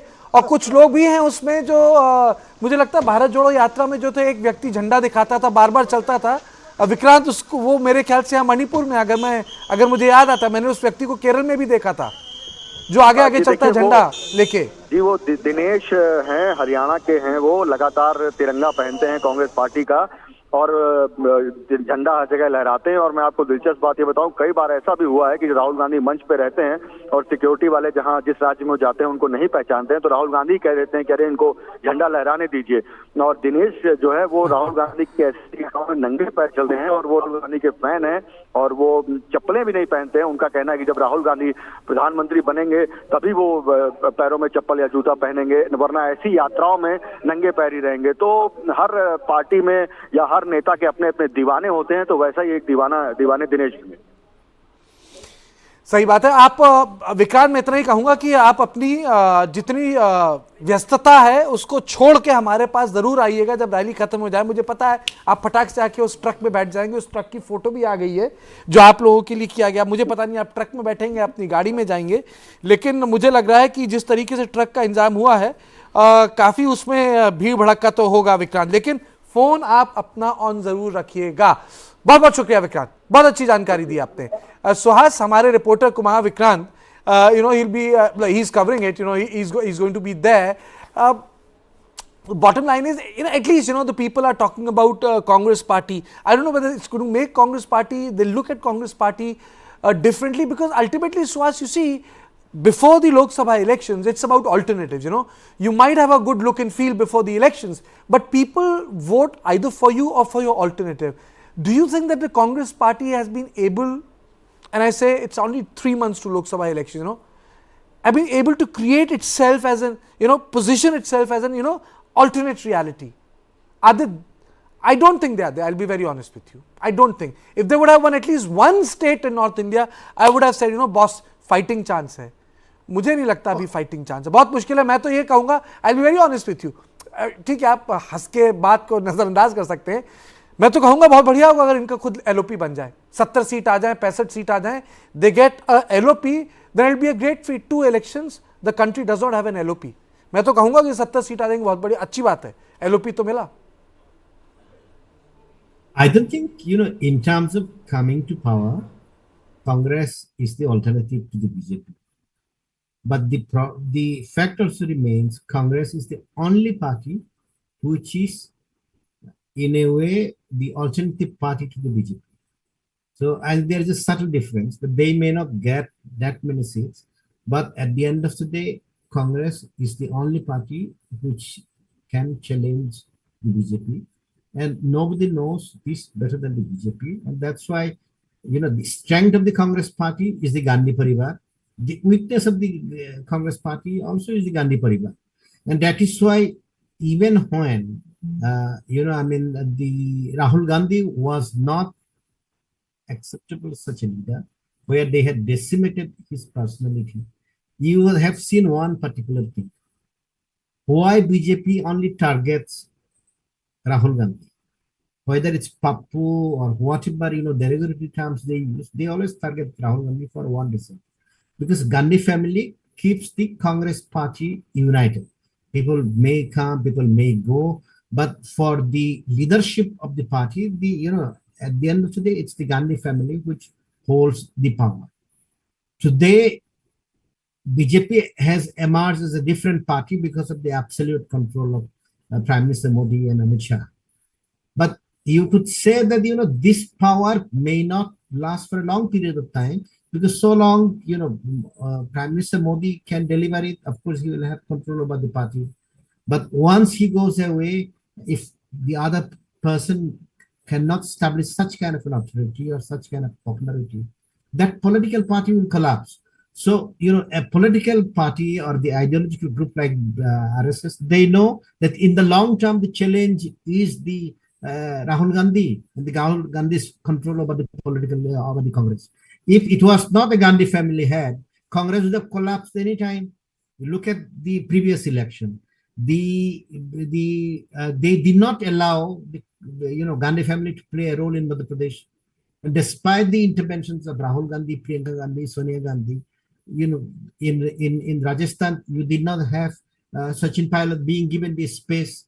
So what does it mean? It basically means that, if Gandhi family want to say that, will prevail over it, these chief ministers, or even people like Digvijay Singh, or even they would have said, we don't give you a damn because we will still go on our way. So that's why I think if you look at it, it may not be in the next election, but the fight still remains between Congress party, which will not, in my view, survive without the Gandhi family, because for a number of factors, the way a party runs or the party has the acceptability. That's why even when Rahul Gandhi was Papu, he was the biggest challenge to the BJP and continuously targeted. And today you have a transformed Rahul Gandhi. I don't think today anybody believes Rahul Gandhi is a Papu. I mean, there are so many memes and etc. on other politicians, etc. So I think we have to say that in this election, they may not necessarily be the alternative to the BJP, but apart from the Congress party, the other are much more individual centric and concentrated in one particular state. So that's why I think in the long run, whether they will get the LOP or not, that's a different issue. But that is what the BJP or the RSS still are fearful about, and that's why the whole focus remains on him. Even when he is not the president, they still of the Congress party. Even when the India Alliance has many other people, the target will still be the Rahul Gandhi, as people had said. When that mimicry of the speaker, the vice president. A lot of people would say, a lot of people would say that he doesn't go back to the issue he raises. He raised the issue of Manipur. We did such a long coverage, but whatever happened in Parliament, there was an altercation. But the fact of the matter is, he didn't take time and go back to Manipur in those intervening areas. You could have gone back to, if you have raised it, you could have gone back, but he didn't do it himself. No, surely he could have gone back. But I think what we miss in the entire thing on Manipur is that, ultimately it is the government of the day, whether at the center or at the, at the state level, which has to perform the task. If they do not perform the task as provided under the constitution, if they are not fulfilling their constitutional responsibility, what could be more unfortunate? And I think we had heard from Advocate Vitarani. No, there is no denying the fact that, Biren Singh's work is lacking in multiple. Not lacking. The constitutional mechanisms have absolutely failed. I mean, they survive for whatever reason, but this is not a government which is running based on, which is not able to enforce the Constitution of India in Manipur. It's a big statement. When I say the Constitution of India, the Penal Code, the Criminal Procedure Code, the Indian Evidence Act do not apply in Manipur, they do not apply. It is part of India, the government is being run, but it's such an unfortunate thing that we have a state where the constitutional protections people do not enjoy, the basic constitutional protections. And it is as if nothing has happened. And it's a failure of the Congress that they are not able to, highlight this, and they should highlight this. It's not to target BJP or Manipur government, etc. But any parts of India, whether it's ruled by the Congress, whether it's ruled by the CPM, the rule of law, the Constitution of India, the judiciary, everything should be functioning, and nothing functions in that state. And we still believe and behave as if it doesn't matter, so long there are no killings, it's absolutely fine. But that's not the case. Every week there are killings which have been taking place. And See, that's what I was saying. The history of a country is not, it's not to be decided by the light of a human being. It shall continue. And these are factors I think we have to keep in mind. If there is a problem of rule of law anywhere in the country, whether it's West Bengal, Kerala, or anywhere else, we have to be concerned about it. And you see, Suhas, there is no doubt that this country has thrown up a lot of surprise. There is no doubt about it. I mean to say, did anyone think that Jagan Mohan Reddy would become the chief minister? But I would like to add to what Suhas was saying, that we would be unfair if we say that that Rahul Gandhi doesn't keep on revisiting Manipur. Because for that matter, then Rahul Gandhi will have to buy a house in Manipur and stay there for till the issue gets solved. The fact of the matter is, he has made a visit. We saw what happened during that visit, and the Congress party has been pretty consistent in raising the issue related to Manipur, be it inside the parliament or be it outside the parliament. Now it is also the task of Ibobi Singh and other Congress leaders in Manipur to raise the tempo, to raise the temperature as far as taking on the local, taking on the state government is concerned. It is not like that that your central leader is the one who has to come visit you every 5 days just to reinforce a point. He is reinforcing a point.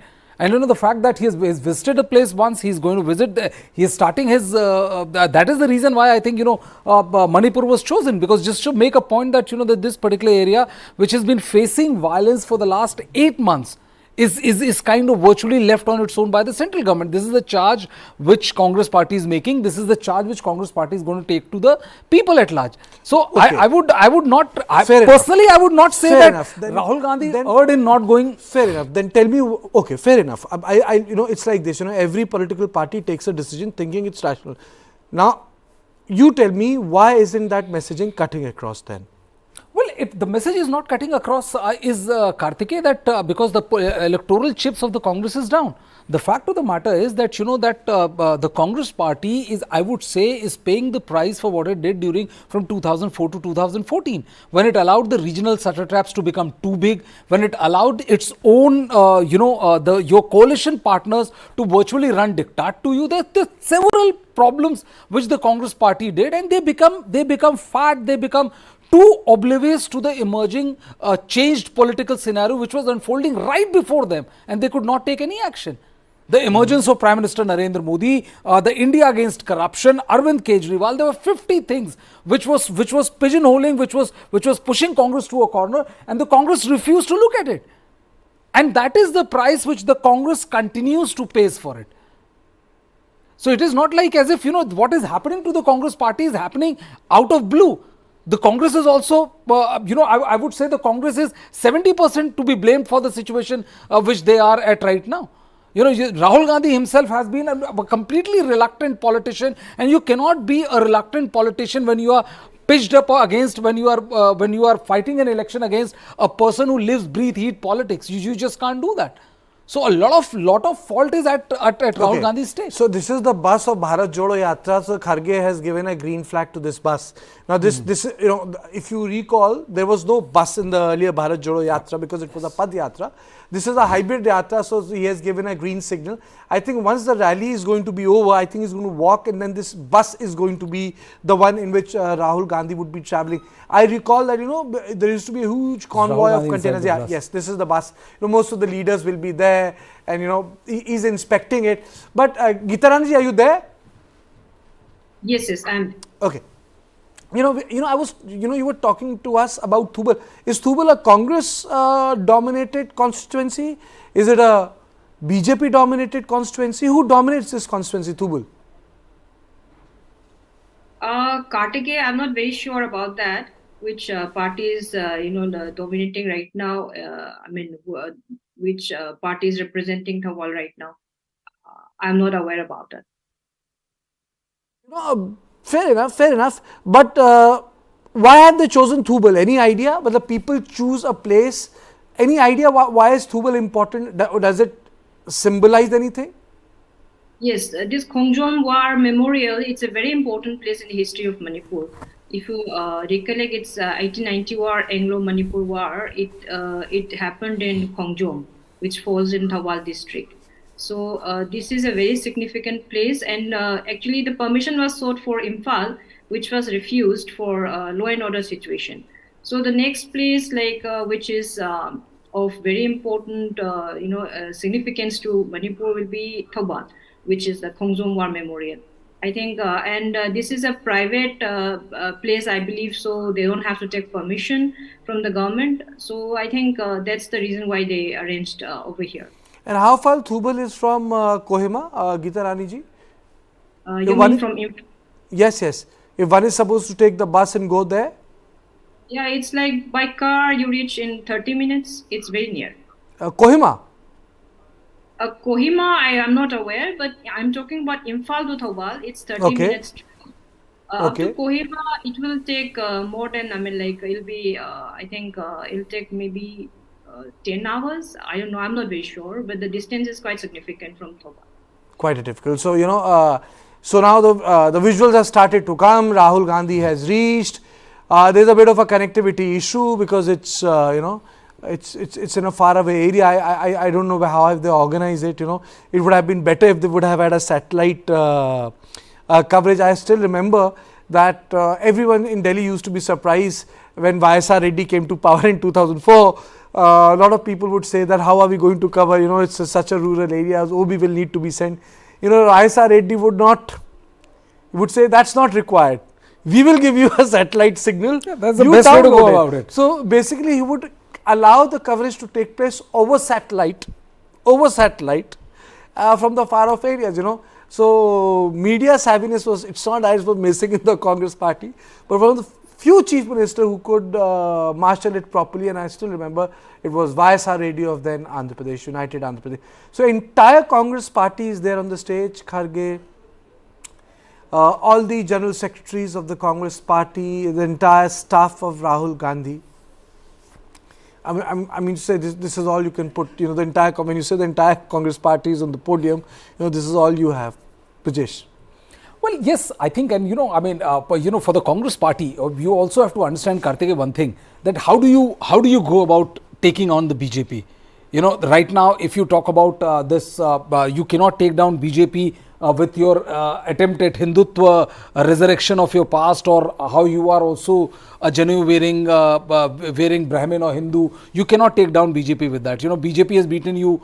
BJP is miles ahead of you in that particular aspect of campaigning, of how to go about to people at large. I think the start from Manipur symbolizes that, and the most important thing is that whenever we have seen, and we have seen it several times, that whenever people's political fortune are at a dip, one of the sure and tried and tested method is that you go on a Padayatra. It has resurrected many a political fortunes. We saw the first leg of Bharat Jodo Nyay was the most successful image makeover of Rahul Gandhi till now, as I said, and then it was also reinforced by Suhas Chakma that the pejorative term which was used for Rahul Gandhi, all of a sudden in the last 6-7 months you had not seen a single individual refer to him by that name. And also, if you look at the personality of Rahul Gandhi, if you look the way he connects with people, that has also improved a lot. Because if you're sitting at your home, if you're talking to 50 people or 100 people on a day, and contrast it with the fact that you are on the road where you are meeting a lot of people who are there to greet you, you're talking to them extempo without any prepared script and all, it brings a lot of change, and that change, that confidence is visible. If you contrast before Rahul Gandhi, before Bharat Jodo Yatra and after Bharat Jodo Yatra, before Bharat Jodo Yatra, Karthike, if you remember that whenever there would be a speech made by Rahul Gandhi was about to make a speech inside the parliament, there would be many Congress people with who were very scared of the fact that he might make a fumble, he might say something which will be lapped up by the BJP, and then they will run away with the entire gig. But now a majority of that thing has changed. So it has helped Rahul Gandhi's personality, Rahul Gandhi's connect with the people. And I think, this is personally for me, this is the best way to go forward as far as approaching 2024 election is concerned. Other than that, if they want to take on Prime Minister on his pitch, you're looking at 70, I would not even be looking at 44. Okay, do you think that this pitch of Nyay is going to cut ice when, the entire Bharatiya Janata Party, Geeta Rani ji, this question is for you. Do you think that this pitch of Nyay is enough to take on the cultural nationalism pitch around Ram Temple, around 370, which Prime Minister has built? See, Kartikeya, personally, I think it will have a dent, but not very significant, because I think right now the situation in Ayodhya is like, Ram Mandir is such a big thing for at least, for the Hindu population, and it's like over, like all encompassing, passionate thing for us Indians, and I think it might not have that much of a significant impact, and it won't be as if like like it will have no dent. It will have an impact, but not very significant, according to me. Not significant, but even if you look at the the significance of the impact, I think the task is cut out for the Congress party. I think the biggest task is to get the India alliance on board, because the evaluation is also, you have allowed that evaluation to take place on alliances. You would have said, it's a UPA thing. Then people would have said the Congress is fighting the election on its own with its alliance partner. Now India in itself has become an internal challenge, Geeta Rani ji. Isn't it? Yes, actually, yes, it has. It has, Brijesh? Well, it has, but Karthikeya, if you look at the, there are times, when you look at like NDA also, when you are dealing with a local party, when you're dealing with a regional party, the regional party always make assertion, even if the national party is a big behemoth. So I don't see any much problem with it until and unless the talks break down. Like in Uttar Pradesh, a very peculiar thing, a very interesting angle is emerging, where the Congress has not completely closed the door as far as is concerned, and there are many who believe that even if Samajwadi Party quits the India alliance, it is not going to damage Congress as much as many people would believe. So there are a lot of permutation and combination which is going on. There's a lot of churning which is going on. Yes, there are internal struggles, but if you look at the macro picture, this is the best shot they've got.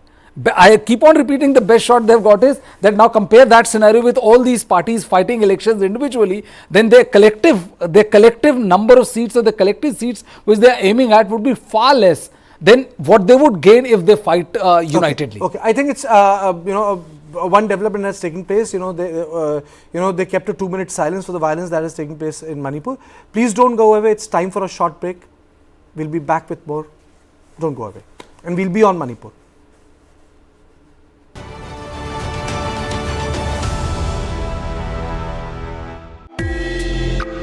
Currently, the industry is facing a lot of challenges as far as demand is concerned. Basically, the US markets has slowed down because of high inflation.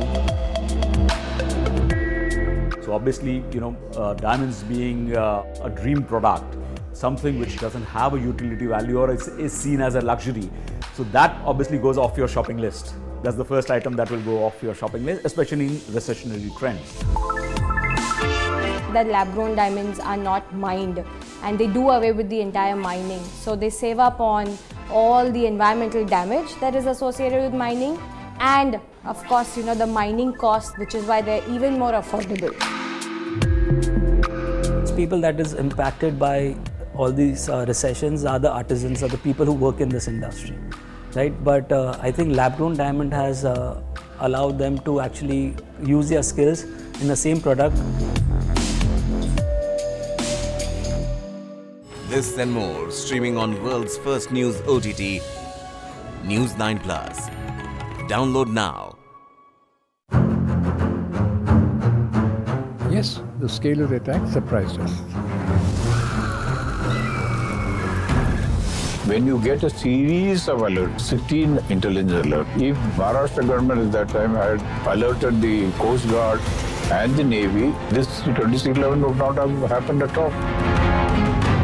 And one of the details they had planned was to use these dhagas to mislead the investigative agencies. All this was to be presented as a Hindu terror. So it was a Pakistan operation. The LET was the front end.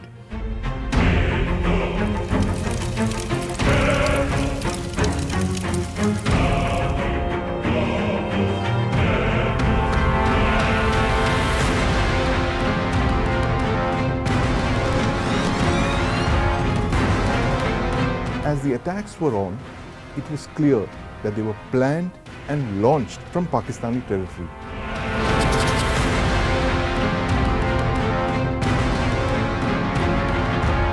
for all of those victims of terror that was exported from Pakistan over the years, including but not limited to 2611.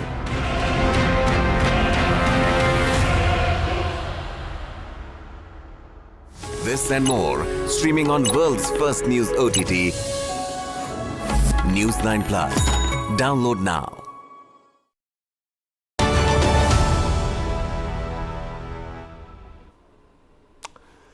Let's go across straight to Thubal.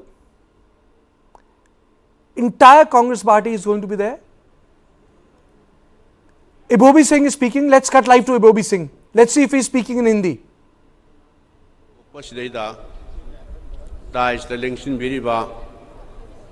Honorable President Shri Manik Arjun Kharge ji, Shri Rahul Gandhi ji, tongan ba state tagi lakpiri ba Honorable Chief Minister Singh, aduga atai prominent leader Singh, adagi khoi state ki kai khumnajari ba PCC ki President Shri Megha Chandra.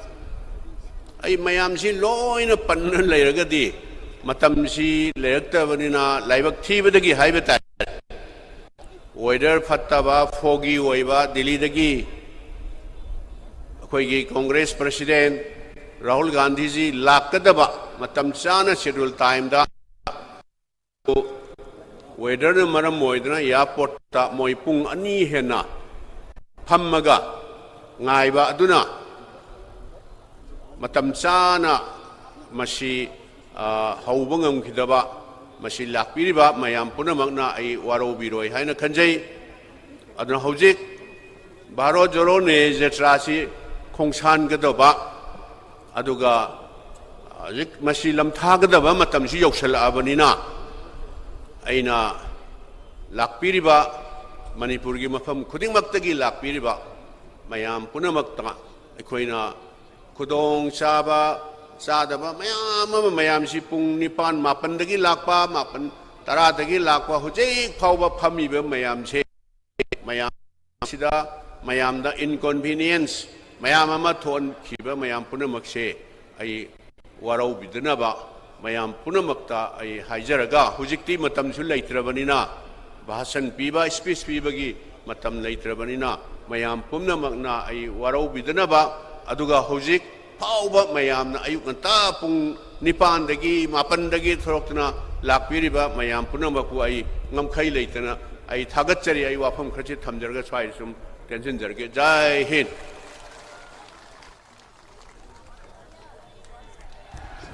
ikai khumna jaraba CLP ki leader na wafam khara thambirama ki tungsida hojik akoi ikai khumna jaraba national president respected Sri Manik Arjun Kharge ji na ngasi ki chai ka doriba yatra asigi magna tiral PP gani Sri Rahul ji da or respected President Sri Manik Arjun Kharge ji will hand over the national flag to be carried till Mumbai from Manipur to Sri Rahul ji.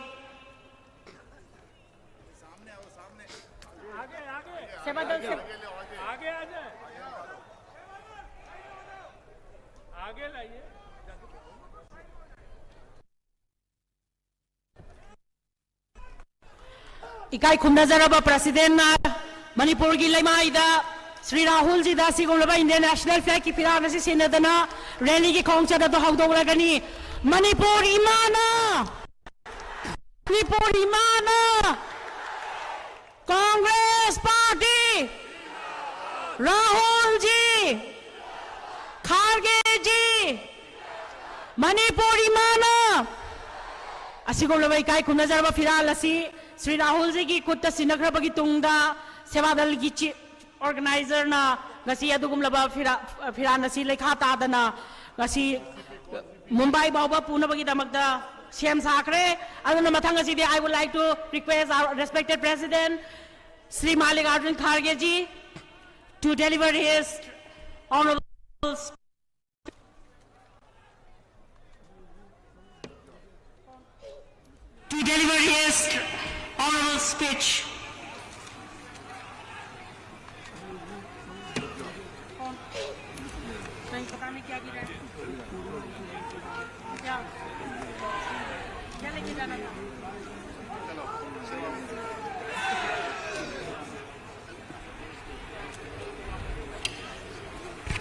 मंच पर पधारे हुए और भारत जोड़ो न्याय यात्रा के हमारे प्रमुख नेता और जो यात्रा बहुत दूर तक चलने वाली है और उसको चलाने वाले हमारे लोकप्रिय नेता श्री राहुल गांधी जी और इस मंच पर बैठे हुए हमारे पार्टी के सभी नेतागण, चीफ मिनिस्टर्स, वर्किंग कमेटी के मेंबर्स, पीसीसी के प्रेसिडेंट्स, सीएलपी के लीडर्स, घटकों के अध्यक्ष और सभी गण्यमान व्यक्तियों और मीडिया के मेरे दोस्तों, मैं ज्यादा वक्त नहीं लेता। आपको राहुल जी संबोधित करेंगे। इस भारत जोड़ो न्याय यात्रा का क्या उद्देश्य है, किस लिए हम कर रहे हैं और इससे देश का क्या फायदा होगा और हमारे युवाओं को उनमें एक शक्ति भरने के लिए वो अपनी बात आपके सामने रखेंगे। मैं अभी राहुल गांधी जी ने हमारे मार्टियर्स को श्रद्धांजलि अर्पित करके यहाँ आए हैं और मुझे थोड़ी फ्लाइट की दिक्कत होने के वजह से मैं थोड़ी देर से आया, आपको भी तकलीफ हुआ, इसीलिए मैं आप सबका क्षमा चाहता हूं। भाइयों, when Pandit Jawaharlal Nehru first visited Manipur, he described Manipur as the jewel of India. ये एक अलंकार है और मणिपुर के बारे में उन्होंने जो कहा वही बात इंदिरा गांधी जी ने कहा, वही बात राजीव गांधी जी ने कहा और इन सारे स्टेट को आज जो 8 स्टेट है, इन सबको अगर किसी ने राज्य बनाया है और किसी को कुछ मदद की है तो वो पंडित जवाहरलाल नेहरू जी, इंदिरा गांधी जी और राजीव गांधी जी ने इसके स्टेट के रूप में दिया और आज आप सभी लोग हर स्टेट के इसमें है। तो इसीलिए ये मणिपुर की ऐसी भूमि है जो देश के आजादी के लिए लड़ी। हालांकि ये प्रिंसली स्टेट, ये 1949 में इसको आजादी मिली क्योंकि यहाँ के राजा खुद 2 साल तक लड़ते रहे, फिर बाद में ये भारत में विलीन हुआ और यहाँ के जो लोग हैं वो लड़ाकू है, बहादुर है और देश के एकता में हमेशा अपना हाथ जुड़ाते आए हैं। इसलिए आप सबको मैं धन्यवाद देता हूं। अब राहुल जी की प्रोग्राम ऐसी है कि पहले तो कन्याकुमारी से कश्मीर तक था, हजारों किलोमीटर वो पैदल चले, गरीबों से मिले, महिलाओं से मिले, बच्चों से मिले, जो जर्नलिस्ट से मिले, किसानों से मिले, छोटे मोटे व्यापारियों से मिले, सबसे मिले और चलते चलते कश्मीर तक पहुंचे। आज फिर इम्फाल से वो मुंबई तक अपनी यात्रा, सेकेंड यात्रा कर रहे हैं। इसीलिए आप सभी लोग उनके साथ खड़े होके मजबूती के साथ अपनी ताकत दिखाना चाहिए और मणिपुर के लोग तो बहादुर लोग हैं, वो उनके साथ पूरा देंगे, ये मेरी आशा है। दूसरी बात, देखो हम किन के लिए लड़ रहे हैं, राहुल जी किन के लिए लड़ रहे हैं, कांग्रेस पार्टी किस लिए लड़ रही है। इसीलिए ये तो हमारा सफर लंबा है। मैं एक ही अपनी बात रखूंगा, इतना पूरा जो उन्होंने बीड़ा उठाया है, एक यहां पर छोटी सी शायरी बोलूंगा जो चंद लोगों को समझ में आएगा और बाकी के लोग भी उसका ट्रांसलेशन करके समझ जाएंगे। जब हौसला बना लिया ऊंची उड़ान का, जब हौसला बना लिया ऊंची उड़ान का, फिर देखना फिजूल है कद आसमान का। जब हौसला बना लिया ऊंची उड़ान का, फिर देखना फिजूल है कद आसमान का। तो ये ऊंची उड़ान का जो हौसला उन्होंने बनाया है और ये उनका टारगेट है, तो वो कभी देखते नहीं ये कितना दूर है, कितनी तकलीफ है, ये है बारिश हो सकती है, ये धूप हो सकती है, ठंडी हो सकती है, सब कुछ होता है, लेकिन मैं अपने टारगेट को अचीव करूंगा, यही उनका ये जिद है और वो आपके लिए, हमारे लिए, देश के लिए है। तो इसीलिए हम सभी उनको धन्यवाद देना चाहिए और हमारे संविधान के जो 4 पिलर्स है, जो प्रियम्बल है, संविधान के लिए, उसके रक्षा के लिए वो लड़ रहे हैं।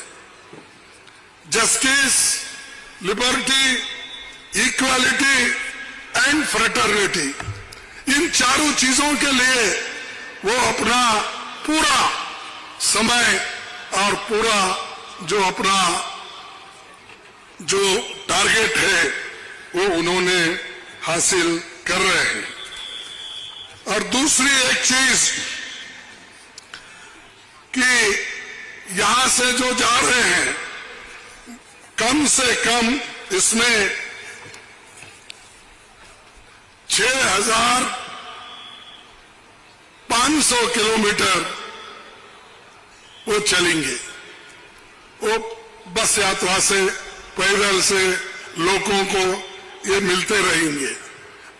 मैं समझता हूं इतनी बड़ी यात्रा हिंदुस्तान में पहला भी नहीं हुआ, आगे भी नहीं होगा, वो आज हो रहा है उनके नेतृत्व में।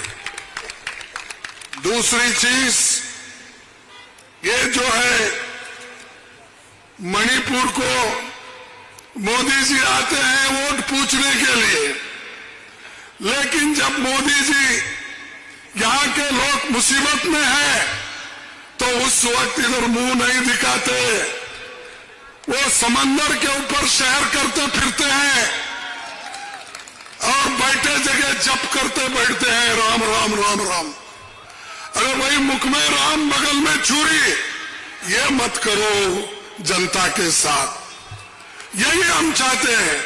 सभी को भगवान की याद आती है, भगवान के बारे में सभी लोग आस्था रखते हैं, इसमें कोई शक नहीं है, लेकिन वोटों के लिए मत करो। वोट मांगने के लिए ये सब ढोंगबाजी नहीं करना चाहिए। लड़ो, खूब लड़ो, उसूलों के लिए लड़ो। हम हम भी लड़ते हैं हमारे उसूलों के लिए। हमारे पुरखों ने, जवाहरलाल नेहरू जी ने, महात्मा गांधी जी ने जो उसूल हमको दिए हैं उसके लिए हम लड़ते हैं। सेक्युलरिज्म के लिए लड़ते हैं, लिबर्टी के लिए लड़ते हैं, इक्वालिटी के लिए लड़ते हैं, सोशल जस्टिस के लिए लड़ते हैं, संविधान बचाने के लिए लड़ते हैं। हम लड़ रहे हैं, तुम भी ऐसा तुम्हारा करो। सब छोड़ के ये लोग आज अपना इसमें धर्म की मिलावट करके लोगों को भड़काने का काम कर रहे हैं। और राहुल जी हमेशा लोगों के साथ है, गरीबों के साथ है। हम जब पार्लियामेंट में विंटर सेशन में, संसद में, लोकसभा और राज्यसभा में चंद सवाल उठाए, लेकिन गवर्नमेंट उसको उत्तर नहीं दी। 147 लोगों को, 146 एमपीज को उन्होंने सस्पेंड किया। ये अनडेमोक्रेटिक है, इसके लिए हम लड़े, लेकिन उन्होंने सुना नहीं, क्योंकि सबको बाहर डाल के वो पार्लियामेंट चलाना चाहते हैं। सबको बाहर रख के वो अपना काम करना चाहते हैं, कानून पास कर लेना चाहते हैं। एक डिक्टेटर एटीट्यूड यहां हमारे देश में चल रही है। अरे डेमोक्रेसी में हम सब लोग इलेक्ट होके आए हैं, वो भी इलेक्ट होके आए, लेकिन डेमोक्रेसी को खत्म करने की काम वो लोग कर रहे हैं। और खास करके राहुल जी मणिपुर के लोगों को न्याय दिलाना चाहते हैं। वो खुद आए यहां पर, लोगों से मिले, लेकिन क्या मोदी जी आके आपसे मिले? आए? नहीं आए? अरे वो समुद्र के बाहर फिरते हैं, समुद्र के अंदर जाते हैं, मणिपुर में नहीं आ सकते। आज अब तो जप मार रहे हैं उन्होंने, राम नाम सत्य है, इसका करने दो। पाप बेचारे को जितने भी पाप किए हैं वो धोखे जाने के लिए होने दो। लेकिन हमारी जो ये काम है, राहुल जी जो कर रहे हैं, ये मणिपुर के लोगों के हित में, यहाँ के लोगों को जागृत करने के लिए और दुख और दर्द को जानने के लिए उन्होंने आए और फिर यहीं से अपनी यात्रा शुरू की है। भारत जोड़ो न्याय यात्रा इंफाल से, मणिपुर से शुरू हो रही है।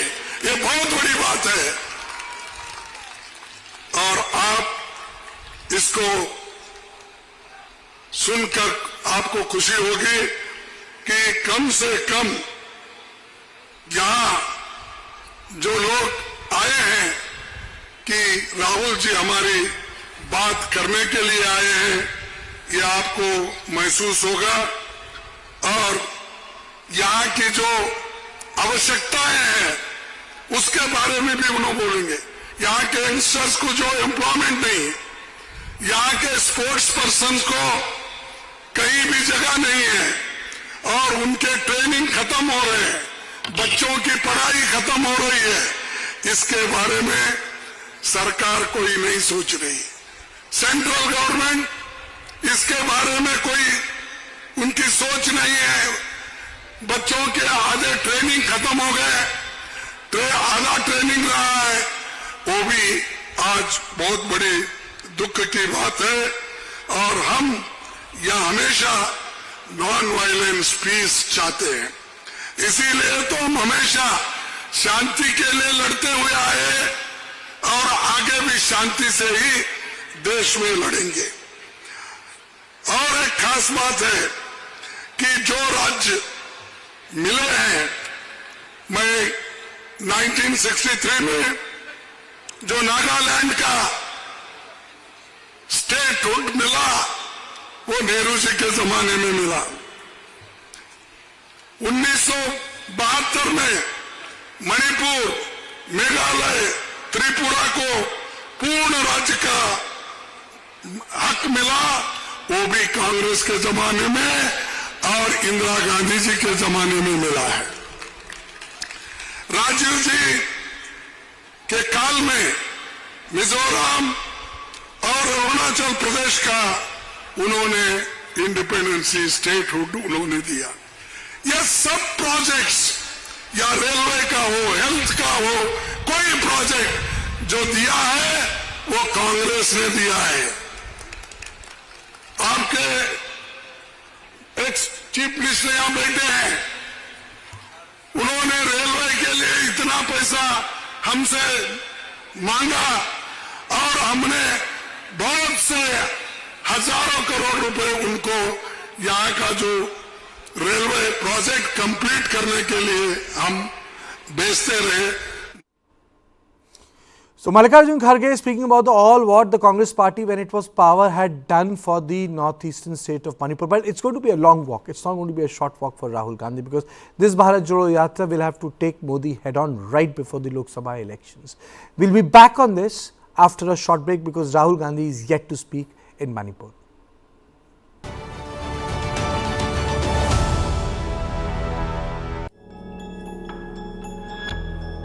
Since the last 2 years, Khalistani terror groups are threatening Indian diplomats in Canada, US, UK and Australia. Investigations of these threats led us to the first ever abduction and killing of an Indian diplomat, Ravindra Matre, in UK's Birmingham in 1984. Our months-long investigation finally led us to the murderer of Ravindra Matre, who has been hiding in Pakistan-occupied Kashmir for the last 40 years. Watch our exclusive documentary, Murder of an Indian Diplomat, where we reveal the man who killed Ravindra Matre.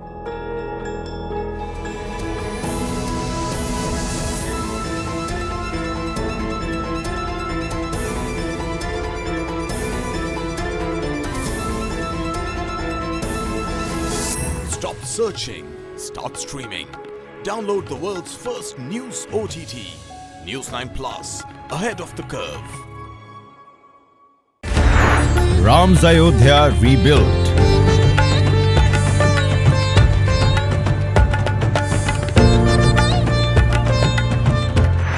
Ram Lala's Pran Pratishtha.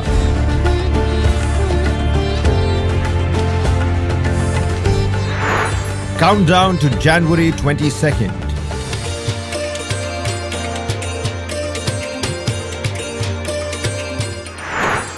Dateline Ayodhya. Catch the mega coverage only on News9 Live.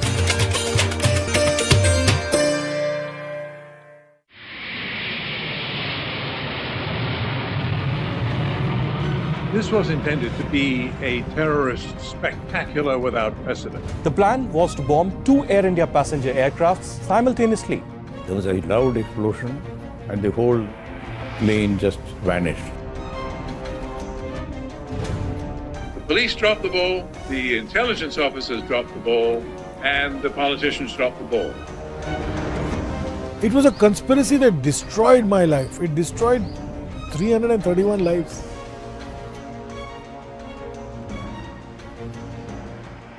News is now content. Just stream it. Download the world's first news OTT, News9 Plus, ahead of the curve.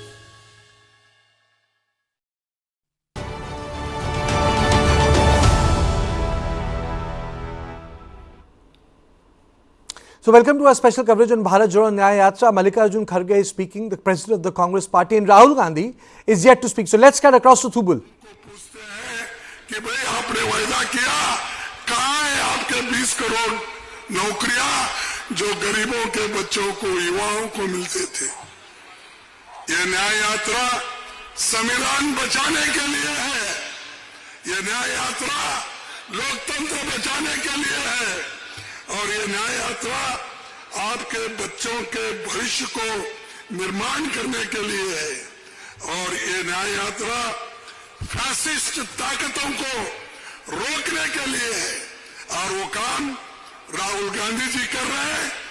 मुझे गर्व है कि मेरे party के एक नेता घर घर जा रहे, गांव गांव जा रहे, हर से मिल रहे, और पार्टी को भी ताकत दिला रहे हैं और गरीबों को भी ताकत दे रहे हैं। तो इसलिए मैं अपनी बात को लंबा न खींचते हुए मैं अपनी बात को यहीं पर समाप्त करता हूं और राहुल जी आगे आपके बात को रखेंगे, आप उनकी बात सुनिए। ये कहते हुए मैं अपनी बात को समाप्त करता हूं। मैं 2 स्लोगन करूंगा, कृपया आप उतने ही जोर से बोलना। मैं तो जरा गला मेरा खराब हुआ है, फिर भी खराबी में भी मैं बोलता हूं। जय हिंद, जय हिंद, जय हिंद, जय कांग्रेस। क्या इतने लोग बैठे हैं, मेरे उतना भी आवाज नहीं आपका? जय कांग्रेस, जय कांग्रेस, जय कांग्रेस। देखिए यहां से यात्रा शुरू होने वाली है। आप सभी लोग एक बार उठ के तालियां बजाओ राहुल गांधी जी के यात्रा के लिए।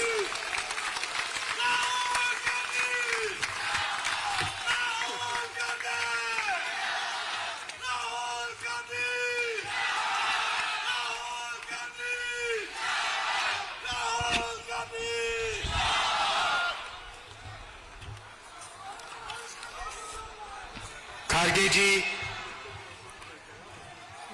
कांग्रेस वर्किंग कमेटी के सब मेंबर्स,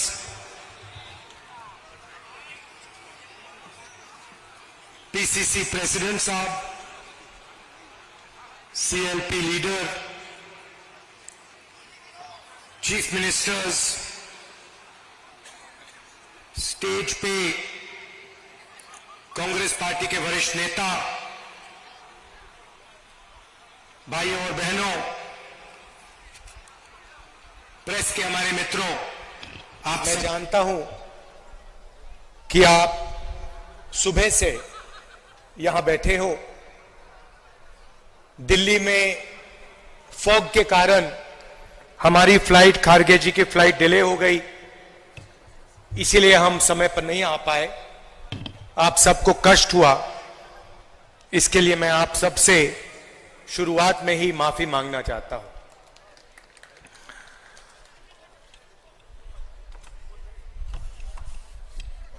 उनतीस जून को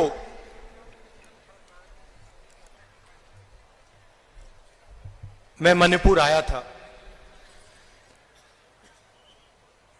और उस विजिट में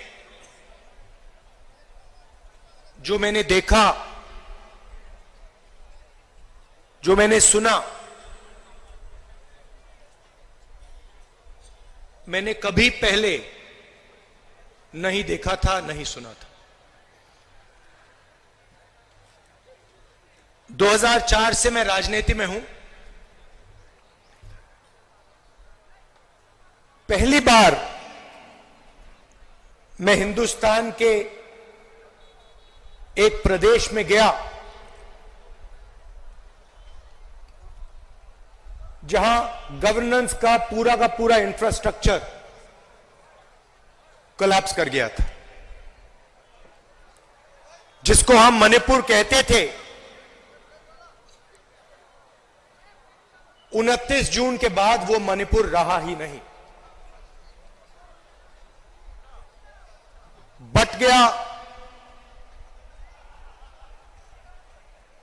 कोने कोने में नफरत फैली, लाखों लोगों को नुकसान हुआ, भाई बहन, माता पिता आंखों के सामने मरे। और आज तक हिंदुस्तान के प्रधानमंत्री मणिपुर में आपके आंसू पोंछने, आपसे गले लगने, आपका हाथ पकड़ने नहीं आए। शर्म की बात। शायद नरेंद्र मोदी जी के लिए बीजेपी और आरएसएस के लिए मणिपुर हिंदुस्तान का भाग ही नहीं है। आपका जो दुख है, पिछले साल हमने भारत जोड़ो यात्रा शुरू की। कन्याकुमारी से कश्मीर तक हम चले, 4000 किलोमीटर चले और भारत को जोड़ने की हमने बात की, नफरत मिटाने की बात की, एक धर्म को, एक जात को दूसरी जात से मिलाने की बात की और बहुत अच्छा रिस्पांस मिला। लाखों लोगों से बातचीत की, उनका दर्द सुना।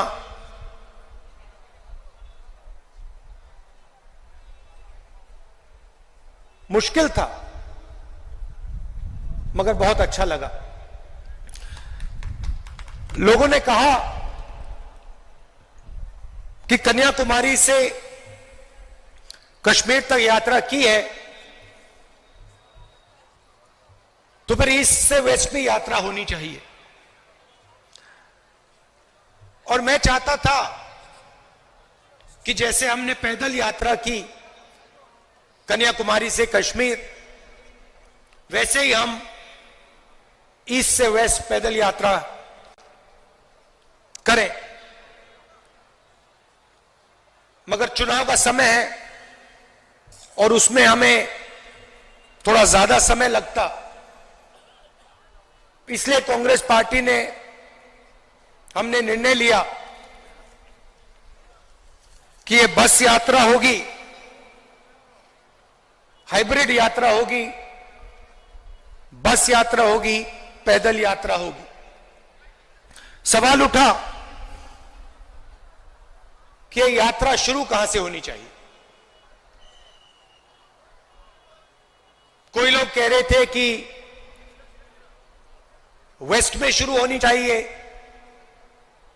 कोई कह रहे थे ईस्ट में शुरू होनी चाहिए।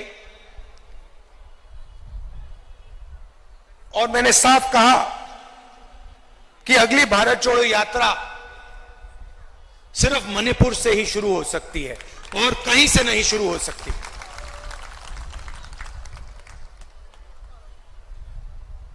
मणिपुर बीजेपी की जो राजनीति है, बीजेपी की नफरत, आरएसएस की नफरत, उनका जो दृष्टिकोण है, उस विचारधारा का मणिपुर एक चिन्ह है। जो आपने यहां खोया, जो मेरे भाई ने बस के ऊपर कहा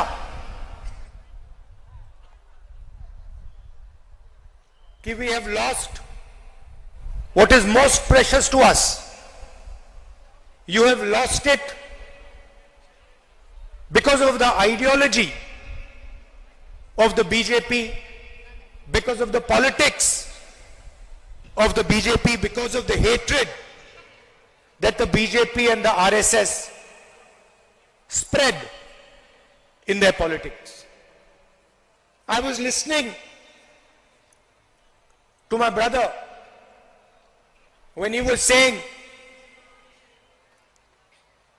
we have lost what we valued, and I was thinking to myself, yes, you have lost what you have valued, but we will find what you valued once again and bring it back to you. We understand, all of us on the stage understand the pain that the people of Manipur have been through. We understand the hurt, the loss, the sadness that you have been through. And we promise you, we commit to you that we will bring back what you valued. We will bring back the harmony, the peace, the affection that this state has always been known for.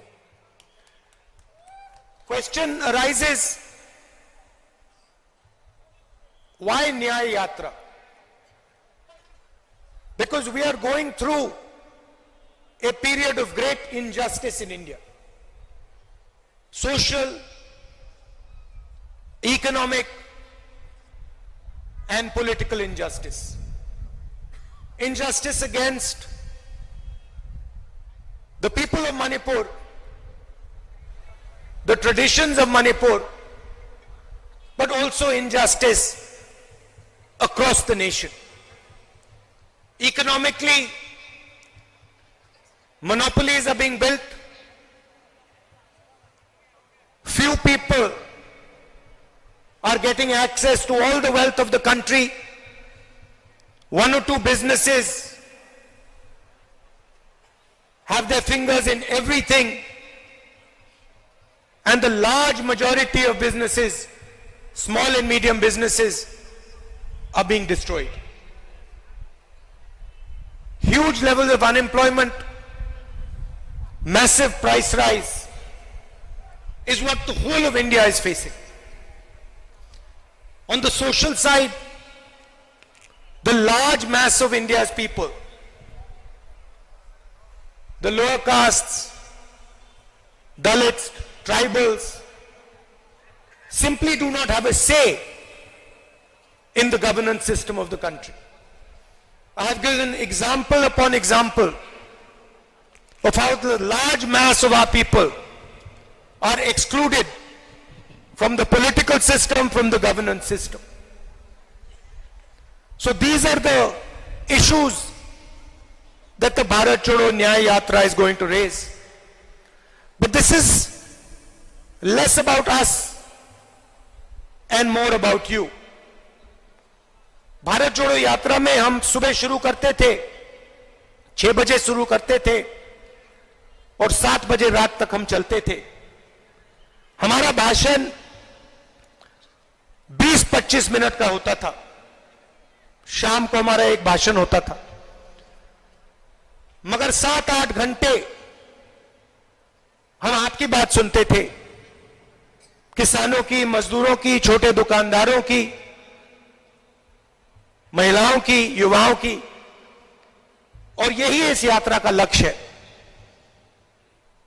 हम ज्यादा बोलना नहीं चाहते हैं, हम आपको अपनी मन की बात नहीं बताना चाहते हैं, हम आपकी मन की बात सुनना चाहते हैं, आपका दर्द समझना चाहते हैं और आपके साथ हिंदुस्तान का अगला जो विजन होगा, हिंसा का नहीं, नफरत का नहीं, मोनोपोलीज का नहीं, मगर हार्मोनियस, इक्विटेबल और भाईचारे का विजन हम आपके साथ मिलकर, आपकी आवाज सुनकर, वो हम हिंदुस्तान के सामने रखने जा रहे हैं. एक बार फिर आप आए, दूर दूर से आए, शाम का समय है, आपको यहां बहुत समय रुकना पड़ा, इसके लिए मैं आपसे माफी मांगता हूं. और आने वाले दिनों में आपके साथ मिलने का मौका मिलेगा, बातचीत करने का मौका मिलेगा, गले लगने का मौका मिलेगा भारत जोड़ो न्याय यात्रा में. तो मैं काफी खुशी से आपसे मिलने की तैयारी कर रहा हूं. बहुत बहुत धन्यवाद. नमस्कार. जय Hind. So now let me straight across go to Prasanjit. Prasanjit, what do you make of the speech? Your comment? Yes. Just a second. Where am I lost? Yes. I mean, it's a kind of a start of a speech, you know, and he is regurgitating some of these old familiar themes. One of the theme, of course, is listening to the people and the grassroots voices, which he underlines as very, very important instead of speaking from the pulpit or speaking from the rooftop. So he's indicating the possibility of listening to people who are vulnerable, who have been victimized. And in that context, Manipur presents a significant challenge. So as the Yatra will move, I'm sure the Yatra will be contacting relevant people and gather substantial information and knowledge about the ground realities. Apart from that, the other important thing is how to rebuild the social harmony, on which Rahul Gandhi, of course, he spreads his message of love and harmony, saying that we have to stand in solidarity with each other and not apart from each other. And he cites this example of the other side, who always emphasize on a kind of a majoritarian, exclusivist political identity. And here, he is not trying to talk about any such political identity. He is rather trying to talk about the whole people and the citizenry, how they should think for a change. And therefore, it's a very, very, very significant start.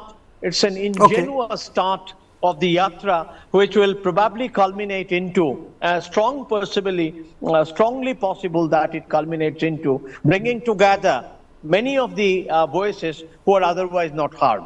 Yeah. Okay, I'm also joined by Professor Oyanam Bhagat. Do you think that this, first tell me, how do you evaluate this speech? Well, I do not see much newness in this, what he has been saying. I mean, this could have been valid even 10 years back.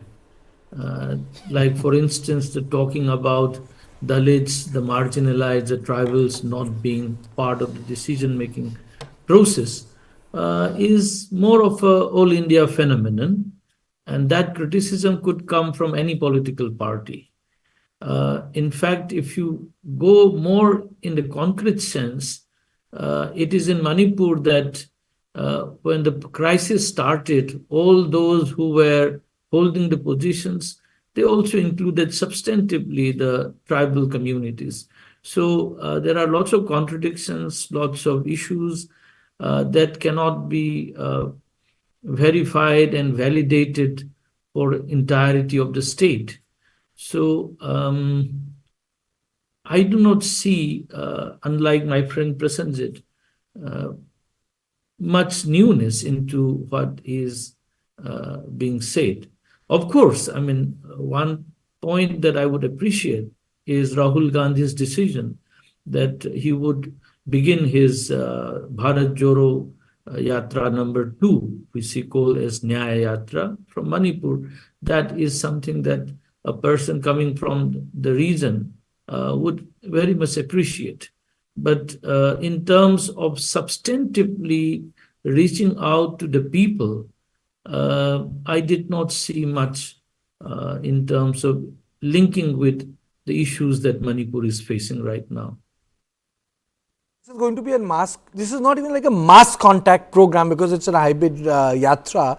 So my question to you is, do you think that this can work like a counter narrative to what is happening in Ayodhya? Does it have that potential?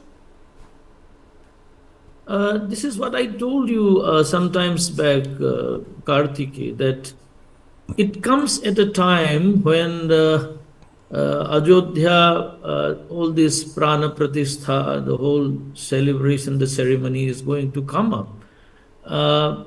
So certainly it has inclination towards, though it doesn't overtly speaks out, but a counterpoint bringing about the issue of social justice, misgovernance, majoritarianism, and so on. So the vocabulary that comes is certainly a political vocabulary, just to oppose what the ruling party is, quote unquote, supposed to be propagating. So it is very much a political, I think, the process movement. And so if you to look at say. the narrative, on one hand, Rahul Gandhi is in Manipur. On the other hand, Prime Minister, instead of, generally he would it's like a Gujarati Sankranti, he would celebrate, the kites and all that. Now he has gone for a southward shift, Pongal. He's celebrating that, in Delhi. And then, I'll show you the photographs which have come. He's feeding the cow at the RCRS. And, we can laugh about it, but, these are two parallel imageries. It's like two different universes in action. Yeah, I believe that is. And I'll put those visuals on here. And then, it's like two different universes in action, Professor. Yeah, I mean, that is what I would like to also see, that two narratives that is being projected. And it's like the voters are being told which this you would like to prefer. With the elections coming by. So even for BJP, the temple inauguration ceremony is more of a cultural activity, a national activity, not necessarily claiming to be a political one, but certainly it is political. So is the Congress initiative with 10 political parties. This is also political. But the idioms, the language, the narratives are quote unquote what you call awareness campaign or national consciousness to be initiated, but very, very different narratives altogether. This is the Pongal. When we conclude our program, I want to show the viewers that the person who is representing the opposition is in Manipur. Look at the Prime Minister. He is on a different tangent. Today, he did many other things, but he started with this South-North connect. Prasanjit, I am going to show you another visual, which is stills, not video. He is feeding cows at 7 RCR. These are two visuals at play. Two competing visuals at play. What do you make of it? No, as I was telling you earlier, this yatra is able to connect itself to the grassroots narratives. The smaller narratives at the grassroots are watching this yatra very carefully, and they are trying to see the possibility of once again re-establishing the broken social ties. And that's happening at the grassroots level as a direct impact of the yatra. Now, the other ritual and the ritualistic feeding of the cow and the pongal, that we have seen Prime Minister has been repeatedly performing certain rituals, and mostly these are rituals connected to a certain sect of Hinduism, and therefore I don't know its political impact. They are more religious in nature, although it could be translated politically, which may happen at a later stage. But as far as yatra is concerned, it is at a social plank, and it is trying to create a sense of justice by bringing together those narratives where there is a lot of precariousness, lot of vulnerability, a lot of sense of being endangered. And these people can come together through this channel of a yatra, while projection and celebration of Ram Janmabhoomi also is very emotional and very religiously charged. So therefore, you can see that distinctively there are two different kinds of narratives that are being built up, and how things are going to shape up will depend on how people respond from the grassroots. And therefore, I see a very interesting cross current of political discourse now. At one level, there will be a serious questioning of majoritarianism. At another level, grassroots level issues are going to come up, and there's going to be a resurgence of a regional kind of a discourse construction by the political parties. And this will completely change the political scenario in coming 1 month time. Okay. Yeah. Professor Bhagat, the word majoritarianism has been used, but many would say this is cultural mainstream. Now, these are the visuals I'm talking about. The latest visual, let's put these visuals full screen. The Prime Minister office has just released these visuals. I'm saying they are two different worlds, as if one does not collide with another. Professor Bhagat. Well, the narratives are different, but it would be unfair to say that this cultural awareness or sensibility has contradicted itself from governance. It is not like that. Today, for instance, is a day of celebration of Pongal, or what you call Makar Sankranti. You have in Assam different names that you have. The ending of the winter and the sunrise, the shining of the sun in a different direction and with all vigor. So celebration of the same is fine. I mean, one should not see as contradicting with the basic issues of governance. But one thing slightly moving from here, on Rahul Gandhi's statement about RSS, I'm not a member of the RSS, but certainly I would like to say this whole big narrative of the Congress and the Allied as RSS as the instigator of violence of any kind. I think perhaps that is mismatched in the case of Manipur. My little knowledge, I must say, in confined to Manipur, is that RSS and its other groups have worked very hard to bring peace and harmony among these communities. I am not ruling out the possibility of certain sectors in the governance mechanism who have either remained indifferent or have instigated the violence. That I am not ruling out. But blaming everything squarely to RSS for all the violence that you see, ethnic conflict in Manipur, which from a larger talk by the Rahul Gandhi's presentation, perhaps was a little far-fetched.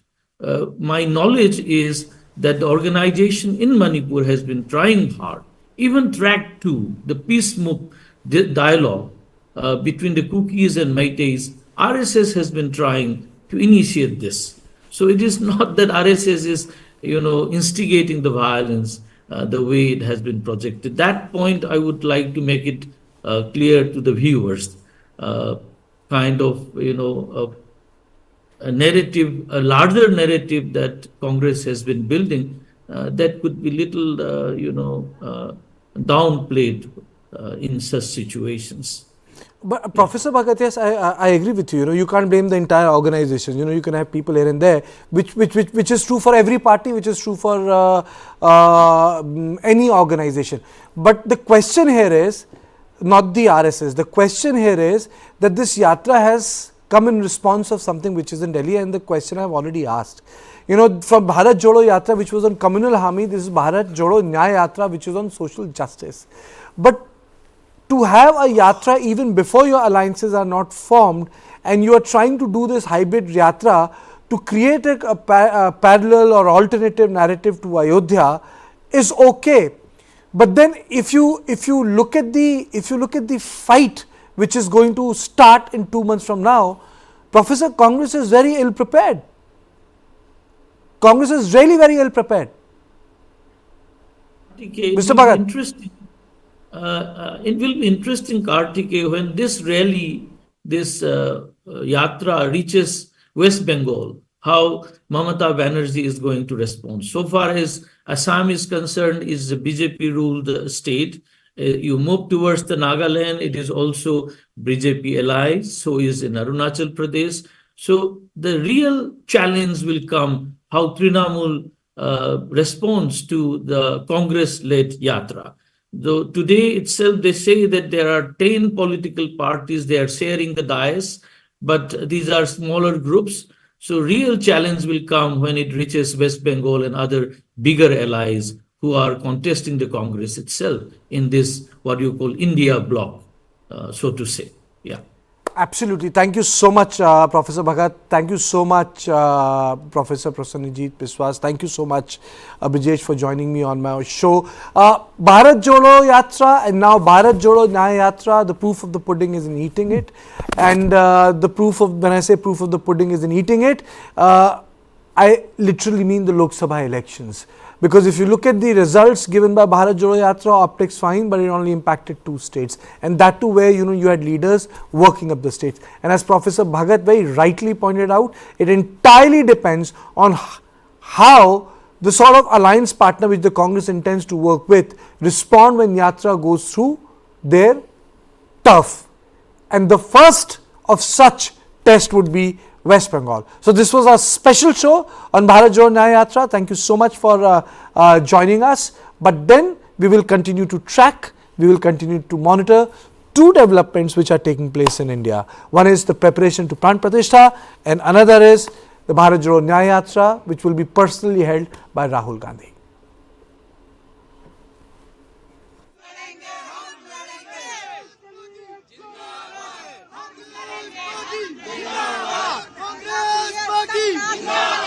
Congress Party! Jindabad!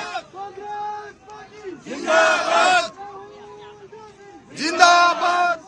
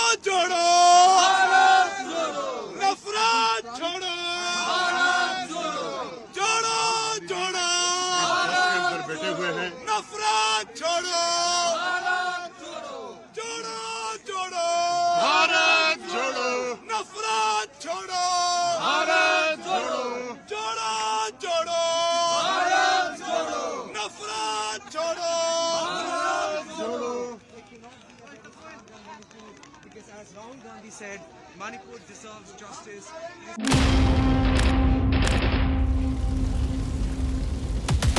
The scale of the attack was something that we were surprised at.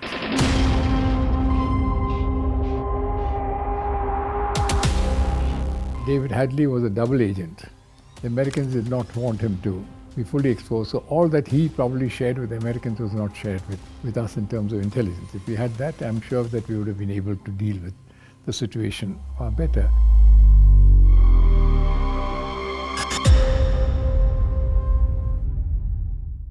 This and more streaming on world's first news OTT, News9 Plus. Download now.